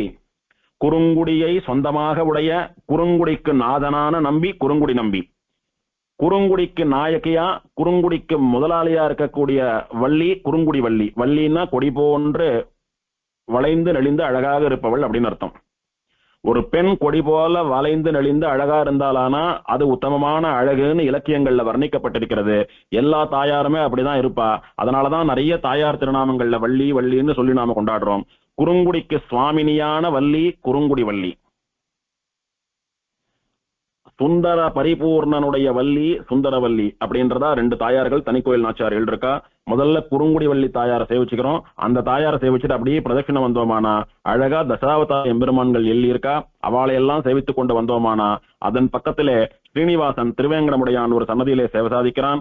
அவனையும் சேவிச்சுண்டு வந்தோமானா சுந்தரவள்ளி தாயார் தனி கோயில் நாச்சியாரா மூலவர் எழுந்தருளி இருக்கா. அவளையும் சேவிச்சுண்டோமானா இன்னும் பிரதட்சிணத்துல பிராகாரத்துல முன்ன வரச்ச ராமன் சன்னதி இருக்கு. அவரையும் சேவிச்சுண்டு வந்தோமானா அதன் பிறகு பெருமாள் திருமஞ்சனத்துக்கு தீர்த்தம் எடுக்கக்கூடிய கணறு, அந்த கணத்தையும் சேவிச்சுண்டு அப்படியே பிரதட்சிணமா வரச்ச பள்ளி கொண்ட நம்பி அல்லது கிடந்த நம்பின்னு சொல்லக்கூடிய பெருமாளுடைய சந்நிதி. இங்க பெருமாள் ரங்கநாதனாக பெரிய பெருமாளாட்டமா சயனிச்சுட்டு இருக்கார். என்ன வித்தியாசம்னா திருவடியில ஸ்ரீதேவியும் பூமிதேவியும் உட்கார்ந்து இருக்கா. இவரும் வர்ணகலாப பெருமாள். ரொம்ப அழகா நேரையே பெருமாள் நமக்கு முன்னால சாட்சாத்தா நிஜமாவே படுத்துட்டு இருக்கிற மாதிரியான அழகோடு இருக்கக்கூடிய பெருமாள். அப்படி ஆச்சரியமான கிடந்த நம்பி படுத்துட்டு இருக்கிற பெருமாள் பள்ளி கொண்ட நம்பின்னு திருநாமம். அவருக்கு அருகே அடுத்ததாக இருக்கக்கூடிய சன்னதி இருந்த நம்பி, அதாவது உட்கார்ந்து இருக்கிற பெருமாள். வீற்றிருந்த நம்பி இருந்த நம்பி அப்படின்னு எல்லாம் திருநாமம் இவருக்கு. இந்த பெருமாளை வைகுண்டநாதன் அப்படின்னு கொண்டாடுறா. இவர் நல்லா ஆச்சரியமா உட்கார்ந்து இருக்கிற பெருமாள். இப்போ இந்த கோவில்லையே நின்ற நம்பி இருந்த நம்பி கிடந்த நம்பி அப்படின்னு 3 நம்பிகளை சேவிச்சுட்டோம் கோவில்லையே. இது இல்லாமல் இந்த ஊருக்கு வெளியில கோவில்ல இருந்து சும்மா ஒரு 1 கிலோமீட்டர் இல்ல ஒரு 3/4 கிலோமீட்டர் தூரத்துல திருப்பார்கடல் நம்பி அப்படின்னு நின்ற திருக்கோலத்துல ஒரு பெருமாள் இருக்கார். நம்பியாரு ஒரு இடத்துல ஓடி அப்படியே மலை மேல ஆரம்பித்து அப்படியே இந்த ஊரை தாண்டி பாஞ்சுண்டு போறது. ஒரு இடத்துல இந்த ஆத்துக்கு ஒரு பேர். உதாரணமா காவிரி ஆறு ஓடுறது ஸ்ரீரங்கத்துல, ஒரு படித்துறைக்கு அம்மா மண்டபம்னு சொல்றோம். பின்னாடி கொள்ளிடத்துக்கு வாங்கோ, அங்க ஆளவந்தார் தீர்த்தமாடின படித்துறைக்கு ஆளவந்தார் படித்துறைன்னு சொல்றோம். திருமங்கையாழ்வார் தீர்த்தமாடின படித்துறைக்கு பாடியவாளன் படித்துறைன்னு சொல்றோம். எம்பெருமானார் தீர்த்தமாடின படித்துறைக்கு தவராசன் படித்துறைன்னு சொல்றோம். அந்த மாதிரி ஒரே கொள்ளிடம்னு சொல்லக்கூடிய வடதிருக்காவிரி ஒரே நதியாக இருந்தாலும் துறைக்கு துறை பேர் வச்சு வேற வேற திருநாமங்களாலே வழங்கப்படுவது போல இந்த ஒரே நம்பியாறு மகேந்திரகிரி பர்வதத்துல ஆரம்பித்து அப்படியே கீழே வந்து ஊரை நோக்கி ஊரை தாண்டி போறது. அந்த ஆறு விசேஷமா இந்த இடத்துல திருப்பார்கடல் அப்படின்ற பெயரால வழங்கப்படுறது. ஒரே ஆறு தான், அதுக்கு திருப்பார்கடல்னு பேரு. அது ஏன்றத ஸ்தலபுராணத்துல பார்க்கலாம். அந்த திருப்பார்கடல்னு சொல்லக்கூடிய நம்பியாற்றினுடைய கரையிலே நின்று கொண்டிருக்கக்கூடிய பெருமாளுக்கு திருப்பார்கடல் நம்பி அப்படின்னு திருநாமம். இந்த திருப்பார்கடல் நம்பி சன்னதியிலே ஒரு காலத்திலே தொடர்ந்து இந்த ஊருக்கு எத்தனை பக்தாள் வந்தாலும் அத்தனை பேருக்கும் சாதம் போடக்கூடிய ததியாராதன கூடமா இருந்திருக்கு. அரசர்கள் இந்த திருப்பார்கடல் நம்பி சன்னதி பக்கத்துல பெரிய ததியாராதன கூடத்தை வச்சு யார் வந்தாலும் எத்தனை பேர் வந்தாலும் உட்கார்ந்து வயிறார சாப்பிடும்படியா இந்த எம்பெருமான் எல்லோருடைய பசியையும் தீர்த்த எம்பெருமான் அப்படின்றதான் விசேஷம். இப்போ கோவிலுக்குள்ள 3 நம்பி, கோவிலுக்கு வாசல்ல ஊருக்கு வெளியில ஒரு 1 கிலோமீட்டர் தூரத்துல திருப்பார்கடல் நம்பின்னு ஒரு பெருமாள். கொஞ்சம் வழி தெரிஞ்சவாளா இருந்தா, ஏற்கனவே இந்த ஊருக்கு போனவாளா இருந்தா வெளியூர்ல இருந்து இந்த ஊருக்குள்ள நுழையறச்சே இந்த பெருமாளை சேவிச்சுடலாம். ஆனா ரொம்ப சில சமயங்கள்ல தான் சன்னதி திறந்திருக்கும். அர்ச்சக சுவாமியினுடைய சன்னதி தெருவில் இருக்கு. அவரை கேட்டு அழிச்சுட்டு போனா எப்ப வேணாலும் திறந்து போட்டு சேவை பண்ணி வைப்பார். இப்படி ஊருக்குள்ளே 4 நம்பி இருக்கா. இந்த திருக்குறுங்குடிக்கு அழகு சேர்க்கக்கூடியதான மகேந்திரகிரின்ற மலை பர்வதம் இருக்கு பாருங்க. அந்த மகேந்திரகிரி பர்வதத்துக்கு மேல உச்சியில மலை மேல் நம்பி, திருமலை நம்பின்னு சொல்லக்கூடிய பெருமாள் நின்ற திருக்கோலத்திலே ஸ்ரீதேவி பூமி தேவின்னு உபயநாச்சிமார்களோட சேவை சாதிக்கிறார். ஒரு சின்ன வித்தியாசம் என்னன்னா, கோவிலுக்குள்ள சேவித்த மூலவர்கள் நின்ற நம்பி, இருந்த நம்பி, கிடந்த நம்பி, இவா 3 பேரும் வர்ண கலாப திருமேனிகள், கலர் கலரா இருக்கக்கூடிய பெருமாள். இந்த திருப்பார்கடல் நம்பி ஸ்ரீதேவி பூமி தேவி இல்லாம பெருமாள் மட்டும் நின்று இருப்பார். அவர் நம்ம ஊர்ல இருக்கிற எல்லா பெருமாளை போல திருமஞ்சன திருமேனி, கருப்பா இருப்பார் பெருமாள். அதே மாதிரி மகேந்திரகிரி பர்வதத்துக்கு மேல இருக்கக்கூடிய மலமேல் நம்பி, திருமலை நம்பி இருக்காரு பாருங்க, அவரும் திருமஞ்சன திருமேனி, பெருமாள் நம்ம ஊர் பெருமாள் ஆட்டமா கருப்பா தான் இருப்பார். பக்கத்துல ஸ்ரீதேவி பூமி தேவி நாச்சியார் இருப்பா. 2 பக்கமும் ரிஷிகள் உட்கார்ந்து பெருமாளை சேவிச்சுட்டு இருக்கும்படியான ஒரு அழகிய காட்சி. அந்த பெருமாளை பத்தி அனுபவிக்கிறச்ச அவர் அனுபவிக்கலாம். அவர் மலை மேல இருக்கக்கூடிய நம்பி. இந்த மலைக்கு எப்படி போனோம்னா, இந்த திருக்குறுங்குடி நம்பியினுடைய கோவில்ல இருந்து சுமார் 8 to 9 கிலோமீட்டர் தூரம் மலையை நோக்கி பயணப்பட்டோமானா, ஃபாரஸ்ட் டிபார்ட்மெண்ட் கண்ட்ரோல்ல இருக்கக்கூடிய அந்த மலையினுடைய என்ட்ரன்ஸ் ஒரு பெரிய கேட் வருது. அங்க ஒரு ஆளுக்கு 5 ரூபாவோ என்னமோ அனுமதி சீட்டு வாங்கிட்டு அவ பர்மிஷனோட தான் மேல போக முடியும். குறிப்பா மத்தியானம் 2-2:30 மணிக்கு மேல யாரும் மலையில இருக்கக்கூடாது, இறங்கி வந்துடணும்னு சொல்லுவா. எல்லா நாளும் மலைக்கு போக முடியாது. ஏன்னா நிறைய புலிகள் நடமாட்டம், யானை நடமாட்டம்லாம் இருக்கக்கூடியதான இடம். கார்த்தால முதல்ல ஒரு 7 மணி 8 மணி சமயத்துலதான் மலையேற விடுறா என்னமோ. அந்த மாதிரி நடந்து போறவாளும் உண்டு, ஜீப்ல போறவாளும் உண்டு. யாருக்கு எப்படி முடியறதோ அப்படி போலாம். தனியா போகாம கோஷ்டியா போறது நல்லா இருக்கும். அதே மாதிரி பெருமாள் எல்லாம் சேவிச்சுட்டு அர்ச்சக சுவாமி திருவாராதனத்தெல்லாம் முடிச்சுட்டு ஒரு 2:30 மணிக்கெல்லாம் மேல இருந்து இறங்க ஆரம்பிச்சிருவார். அது வரைக்கும் தான் பெருமாள் சேவையாகும். அந்த ஒரு 7-7:30 மணிக்கெல்லாம் அந்த ஃபாரஸ்ட் டிபார்ட்மெண்ட் கேட்டு கிட்ட போய் நின்றுட்டோமானா, பெருமாளை சேவிச்சு மலையில இருக்கக்கூடிய நம்பி ஆற்றில தீர்த்தமாடி விட்டு அந்த இயற்கை சூழலை அனுபவிச்சு கொஞ்ச நேரம் அங்க ஏகாந்தமா பெருமாளை தியானம் பண்ணிட்டு இருந்துட்டு ஆச்சரியமான தொத்தியோன்னமம் செய்யறார் பெருமாள். அந்த பெருமாளுக்கு தீர்த்தம் நம்பியாற்று தீர்த்தம் தான். மலை மேல உற்பத்தி ஆகக்கூடிய சுனை நீர் பார்த்தா அப்படியே அத்தனை கிறிஸ்டல் கிளியரா அவ்வளவு பவித்திரமான தீர்த்தம். அது முகம் தெரியும் பார்த்தா தீர்த்தத்துல. அந்த தீர்த்தத்தை அர்ச்சக சுவாமியே போய் ஆச்சாரமா அந்த குடத்தை அலம்பி வெள்ளி குடத்துல தீர்த்தம் எடுத்துட்டு வந்து பெருமாளுடையதான மடப்பள்ளியில அவர் கையால தொத்தியோன்னம் பண்ணி சுட சுட பெருமாள் செய்யறார். நல்ல மலை மேல அப்படி குளிர்ல ஏசி போட்ட மாதிரியான சூழல்ல உட்கார்ந்துட்டு பெருமாள் சுட சுட தத்தியோன்னம் செய்யறச்ச பகவான் விரும்பி சாப்பிடக்கூடிய அந்த பிரசாதத்தை நமக்கும் கொடுக்குறா. அந்த மாதிரி ஒரு தத்தியோன்னம் வேற எங்கேயும் கிடைக்காது. அத்தனை ருச்சியான தத்தியோன்னம். காரணம், பெருமாள் செஞ்சாருன்றது ஒண்ணும், அந்த பெருமாளுடைய ஸ்ரீபாத தீர்த்தமான நம்பி ஆற்று தீர்த்தத்தினாலே சமைக்கப்பட்ட தத்தியோன்னம் அப்படின்றது இன்னொரு விசேஷம். இப்படி ஆச்சரியமா பெருமாளுக்கு சேவை கார்த்தால விஸ்வரூபம், அதன் பிறகு விசேஷமா திருவாராதனம், தொத்தியோன்னம் கண்டருளை பண்ணிட்டு அதுக்கப்புறம் திருக்காப்பு சேர்த்துட்டு 2:30 மணிக்கெல்லாம் சுவாமி கீழே இறங்கிடுவார். திருக்குறுங்குடி நம்பி சன்னதியில கைங்கரியம் பண்ணக்கூடிய தென்னாச்சாரிய சுவாமிகள் தான் வாரத்துக்கு ஒருத்தர் அப்படின்னு முறை மாத்திண்டு மலைக்கு போறா. ஒரு வாரம் முழுக்க ஒரு சுவாமியே போகணும், அடுத்த வாரம் இன்னொரு சுவாமி போவார் அப்படின்னு மாத்தி மாத்தி மலைக்கு அத்தனை சிரமத்தோட. நாம என்னைக்கோ ஒரு நாள் போறோம், அதனால 4 பேர் 5 பேர் சேர்ந்துட்டு ஜீப்பை வச்சுண்டா 1500 ரூபாய் கொடுத்து ஏறி இறங்கிடுறோம். ஆனா அவெல்லாம் நித்தியம் கைங்கரியத்துக்கு போறவா. என்ன பண்றது, வேற வழி இல்ல, நடந்துதான் போயாகணும். அந்த மலைய நடந்து போனோம் அப்படின்னா கிட்டத்தட்ட ஒரு 1 மணி நேரத்துல ஏறிடலாம். வேகமா பயிற்சி இருக்கிறவா, இல்லாதவா ஒரு 1.5 மணி நேரத்துல ஏறலாம். அந்த மலையை ஏறிதான் போறா, இறங்கிதான் வரா. அத்தனை ஆச்சரியத்தோட பெருமாளுக்கு போய் கைங்கரியம் பண்ணக்கூடிய சுவாமிகளை இங்க இருந்தே நம்ம சேவிச்சுக்கணும்.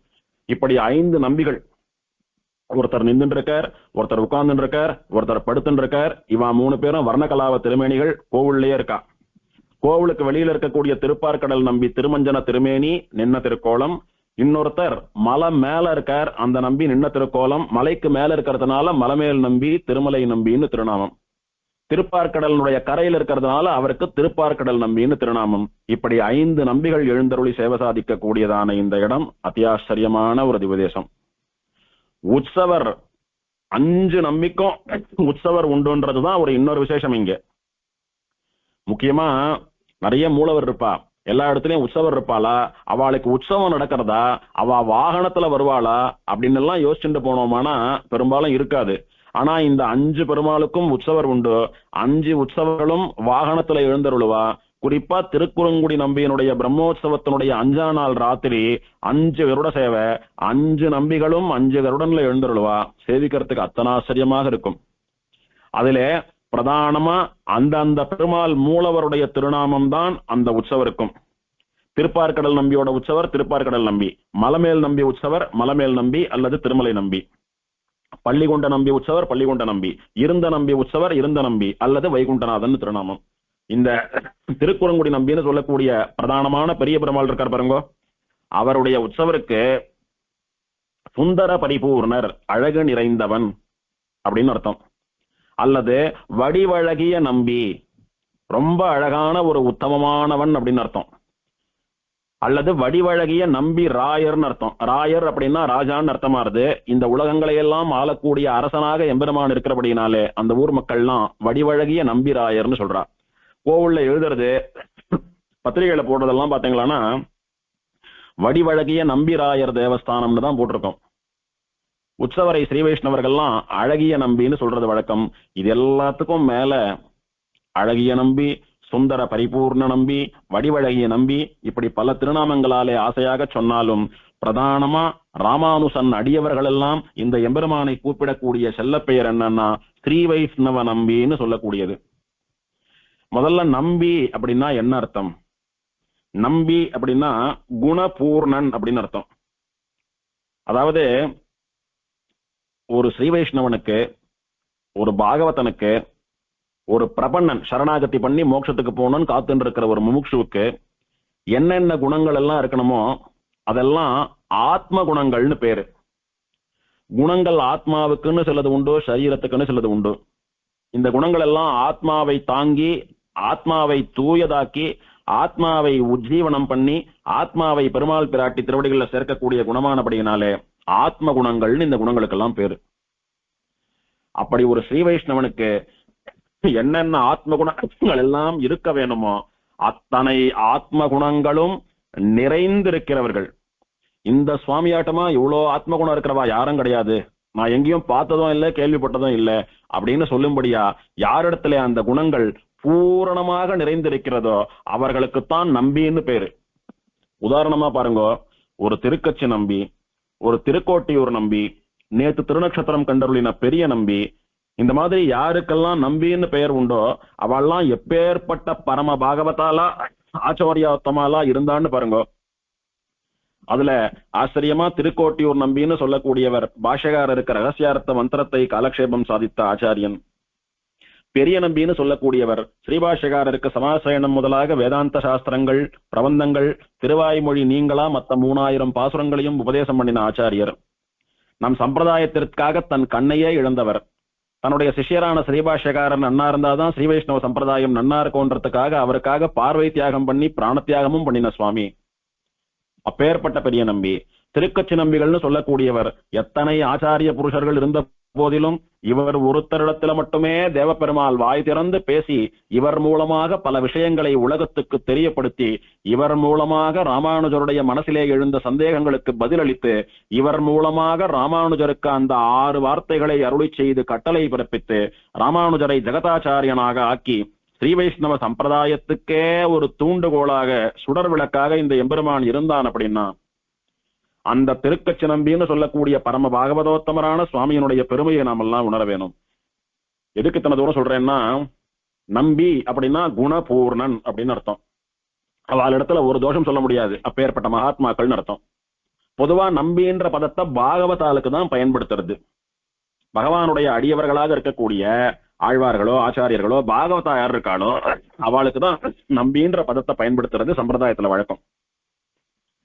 ஆனால் ஆழ்வார்கள் சில எம்பெருமான்களை நம்பின்னு கொண்டாடி இருக்கா.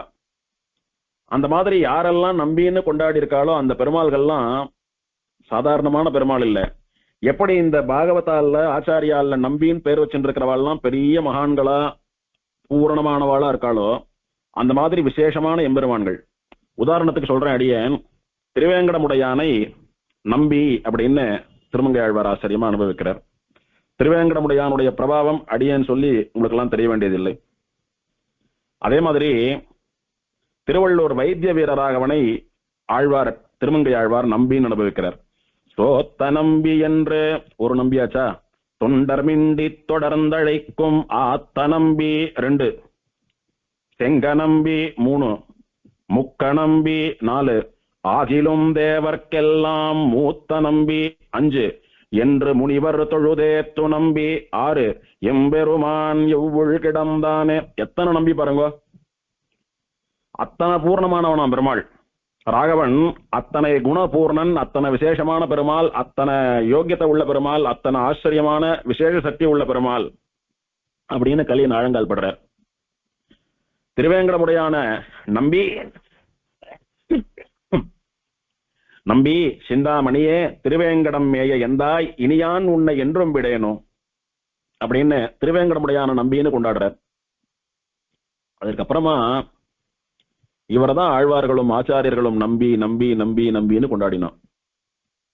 பிரதானமா நம்பின்னா குணபூர்ணன் அப்படின்னு பாகவதாலுக்கு தானே திருநாமம். இங்க ஏன் பகவானுக்கு திருநாமம் வர்றதுன்னா, இவன் பகவான் மட்டுமல்ல பாகவதனும் கூட. எப்படின்னா, ராமானுஜர் இந்த கஷேத்திரத்துக்கு வந்த போது நான் எத்தனையோ முயற்சி பண்ணி ஜனங்களை எல்லாம் வைகுண்டத்துக்கு அழிச்சுட்டு போனோம்னு பார்த்தேன்.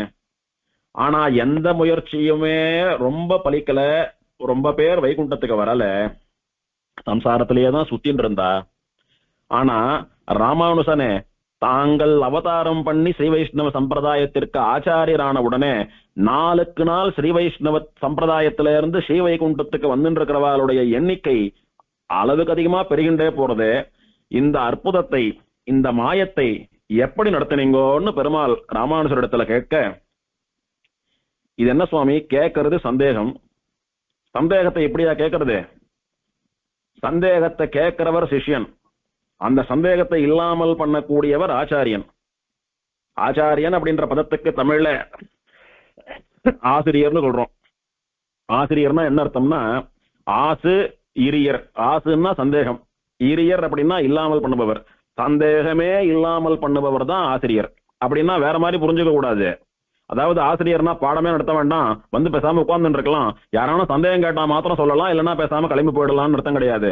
சந்தேகமே வராத அளவுக்கு பாடம் சொல்லணும். இவர் நடத்துற கிளாஸே போறோம் சுவாமி, டியூஷன் வேண்டாம், தனியா படிக்க வேண்டாம், சந்தேகம் கேட்க வேண்டாம், யோசனை பண்ண வேண்டாம், குழம்ப வேண்டாம், இவர் நடத்துறதே போறோம் அப்படின்னு சொல்லும்படியா சந்தேகமே வராத அளவுக்கு பாடம் நடத்தக்கூடியவர்களுக்கு ஆசிரியர்னு பேரு. அதை மீறி கிரகிச்சுக்கிற மாணவனுக்கு அத்தனை போறல, சுவாமி எனக்கு சொல்லுங்கன்னு சந்தேகம் கேட்டா எந்த சந்தேகமா இருந்தாலும் தெளிவா பதில் சொல்லி அந்த சந்தேகமே இல்லாமல் பண்ணக்கூடியவராக அவர் இருக்க வேண்டும். அதே சந்தேகம் தான்ப்பா எனக்கும், நீ என்ன கேட்டுட்ட, நான் கேட்கல, யார போய் கேட்கறதுன்னு தெரியல அப்படின்னு சொல்றவரா ஆசிரியர் இருக்கக்கூடாது. அதனால ஆச்சாரியன்னு சொல்லக்கூடியவன் சந்தேகத்தை இல்லாமல் பண்ணி அஞ்ஞானத்தை நீக்கி ஞானத்தை நிறைவாக தரக்கூடியவன். நீங்க இந்த இடத்துல வந்து ஒரு ரகசியத்தை கேட்கறீங்க, வெறும சந்தேகம் கேட்டா கூட பரவாயில்ல, ரகசியத்தை கேட்கறீங்க. ஸ்ரீ வைஷ்ணவ சம்பிரதாய ரகசியம், மோட்சத்துக்கு போகக்கூடிய ரகசியத்தை கேட்கறீங்க. அதை இப்படிதான் பெருமாளாட்டமா பெருமாளாவே வந்து சங்கு சக்கரத்தை எல்லாம் பிடிச்சிட்டு நெஞ்சு நிமிச்சுட்டு இப்படிதான் கேட்பாளா அப்படின்ற மாதிரி சுவாமி அழகா விளையாடுறாரு பெருமாளோட. அப்ப பெருமாள் சரி எப்படி கேட்கணுமோ அப்படி கேட்கணும் போல் இருக்கு அப்படின்னு மனசுல நினைச்சுட்டு பேசாம நிக்கிறார். அப்போ பாஷையார் சொல்றார், கேட்கும் விதத்தில் கேட்டால் சொல்லுகிறோம் அப்படின்னார். இவர் ஆச்சாரியர், இவரிடத்துல சம்பிரதாய ரகசியம், அதுவும் மோட்சம் போகக்கூடிய ரகசியத்தை கேட்கிறார். அதை உபதேசமா வாங்கிக்கணும்னா எப்படி வரணும்? இவர் சிஷ்யராகத்தானே வரணும். அதனால சிஷ்யனாக சிஷ்ய பாவனையிலே வந்து சொன்னால் கேட்கிறோம் அப்படின்னு சொல்றோம் அப்படின்னு பாஷகாரர் சொல்ல, இவர் பெருமாள் அப்படின்ற ரூபத்தை மாத்திண்டு ஒரு சின்ன பாகவதோத்தமராக வடுகநம்பி என்கிற பெயரிலே வந்து பாஷகாரர் இடத்திலே பிரார்த்திக்கிறார். ஆச்சாரியன் உட்கார்ந்து சொல்லணும், சிஷ்யன் நிந்துண்டு கேட்கணும். அதனால ஆச்சாரியரான பாஷ்யகாரருக்கு ஒரு சிம்மாசனம் போட்டு, சுவாமி நீங்க இதுல உட்கார்ந்து அந்த ரகசியத்தை எனக்கு சொல்லுங்க, நான் பக்கத்துல நிந்துண்டு கைகட்டி வாய்ப்புத்தி கேட்கிறேன்னு சொல்வது போல கைகட்டி வாய்ப்புத்தி நிக்கிறார். அப்ப பாஷ்யகாரர் சொல்றார், திருமந்திரம்னு ஒரு மந்திரம் உண்டு, அந்த மந்திரத்தை சமாசிரயணம் பண்ணிக்கொண்டு திருமண் காப்பை தரித்துக் கொண்டு உபதேசமாக பெற வேண்டும். அந்த திருமந்திரத்தை தினம் ஜபம் பண்ணிட்டு வரணும். அந்த திருமந்திரத்தினுடைய அர்த்தங்களை எல்லாம் ஆழங்கால் பட்டு காலக்ஷேபம் கேட்க வேண்டும். அந்த திருமந்திரத்திலே சொல்லப்பட்ட நிஷ்டைகள் எல்லாம் வர வேண்டும். அப்படியாக ஸ்ரீ வைஷ்ணவத்துவம் வரப்பெற்ற ஒருவன் துவயமகா மந்திரத்தினாலே அந்த ஆத்மாவை பெருமாளிடத்துல சமர்ப்பிக்கிறச்ச அவனுடையதான பாரத்தை, அவனை ரட்சிக்கக்கூடிய பொறுப்பை, அவனுக்கு மோட்சம் தரக்கூடிய பொறுப்பை எம்பெருமான் ஏற்றுக்கொள்கிறான். அப்ப சரணாகத்தின்னு சொல்லக்கூடியதான துவயமகா மந்திரத்தினாலே இவனுக்கு பரநியாசம் நடக்கிறது. அதை பெருமாள் ஏத்துண்டு மோட்சம் தரான். இப்படிதான் சம்பிரதாயத்தை நடத்தின்னு இருக்கேன், இப்படிதான் சம்பிரதாயம் வந்து போறது அப்படின்னு சொல்லி அந்த ரகசியத்தை வெளியிடுறார். சுவாமி இதெல்லாம் ஏற்படுத்தினவனே பெருமாள் தானே. திருமந்திரத்தை பத்ரிகாசிரமத்துல சொன்னவனும் அவன் தான், துவயமகா மந்திரத்துல ஸ்ரீவைகுண்டத்துல சொன்னவனும் அவன் தான். சரம ஸ்லோகத்தை குருக்ஷேத்திரத்தை சொன்னவனும் அவன் தான். அவனுக்கு இதெல்லாம் தெரியாதான்னா ஸ்ரீபாஷ்யக்காரர்னு சொல்லக்கூடிய ஆச்சாரியனுடைய பெருமையை, அவருடைய ஏற்றத்தை உலகத்துக்கு தெரிவிக்க வேணும்னு பெருமாளுடைய திருவுள்ளம். அதனால இப்படி பண்றான். இன்னொன்னும், எத்தனை முயற்சி பண்ணிருப்போம், ஆனா இத்தனை பேர் வைகுண்டம் வரலையே. ராமானுஜர் அவதாரம் பண்ணாவிட்டு மட்டும் இத்தனை பேர் வராலே. அப்படி என்ன விசேஷமா அவரிடத்துல ஒரு அனுகிரகம் அனுபவிக்க கூடியதற்கு உரிய விஷயம் இருக்கு, அதை நாமளும் அனுபவிச்சுடணும்னு பெருமாள் ஆசைப்படுறானா. இது எதை ஞாபகப்படுத்துறது அடியனுக்குன்னா, பெரியாழ்வார் ஒரு பாட்டுல சாதிக்கிறார், கண்ணன் ஆச்சரியமா பிரளய காலத்துல பெருமாள் கிருஷ்ணஸ்வரூபியாக பாலகிருஷ்ணனா குழந்தை கண்ணனா ஆலமரத்தை இலை மேல படுத்துட்டு அவனுடைய திருவடி கட்டவரல், கால் கட்டவரல் எடுத்து வாயில வச்சு சுவைச்சுட்டு இருக்கானோ. இது என்ன சுவாமி, கால் கட்டவரல போய் யாரான வாயில வச்சுப்பாளா, ஆச்சாரம் இல்லையேன்னா? அப்படி இல்ல, குழந்தைகள் வச்சுக்கிறதோ இல்லையோ, இவன் குழந்தையாட்டமா தானே படுத்துட்டு இருக்கான். அதனால கண்ணன்னு சொல்லக்கூடிய குழந்தை வச்சுக்கிறது, சாதாரண குழந்தை வச்சுட்டா பரவாயில்ல, குழந்தைக்கு ஞானம் இல்ல அஞ்ஞானத்துல பண்றது அப்படின்னு சொல்லலாம். ஞானமே வடிவெடுத்த ஞான பிரானாச்சே பெருமாள், பகவத்கீதை உபதேசம் பண்ணினவனாச்சே, அவனுக்கு போய் இதெல்லாம் தெரியாம இருக்குமான்னா பெருமாள் யோசிக்கிறானா.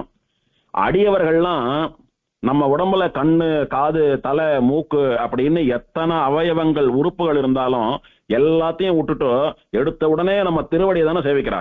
உன் திருவடிக்கு வரணும்னு தானே கேட்கிறா. உன் திருவடியை என் தலைமையில வைக்க மாட்டியான்னு தானே பிரார்த்திக்கிற ஆழ்வார்கள்லாம். யாரப்பாரு திருவடி திருவடி திருவடி திருவடின்னு அந்த காலே குறியா இருக்காளே, அப்படி அதுல என்னதான் இருக்குன்னு இன்னைக்கு ருசிச்சு பார்த்து விடுறேன்னு பெருமாள் அவனுடைய கால் கட்டவரல வாயில வச்சுட்டு ருசிக்கிறான் அப்படின்றதா பெரியாழ்வாருடைய அனுபவம்.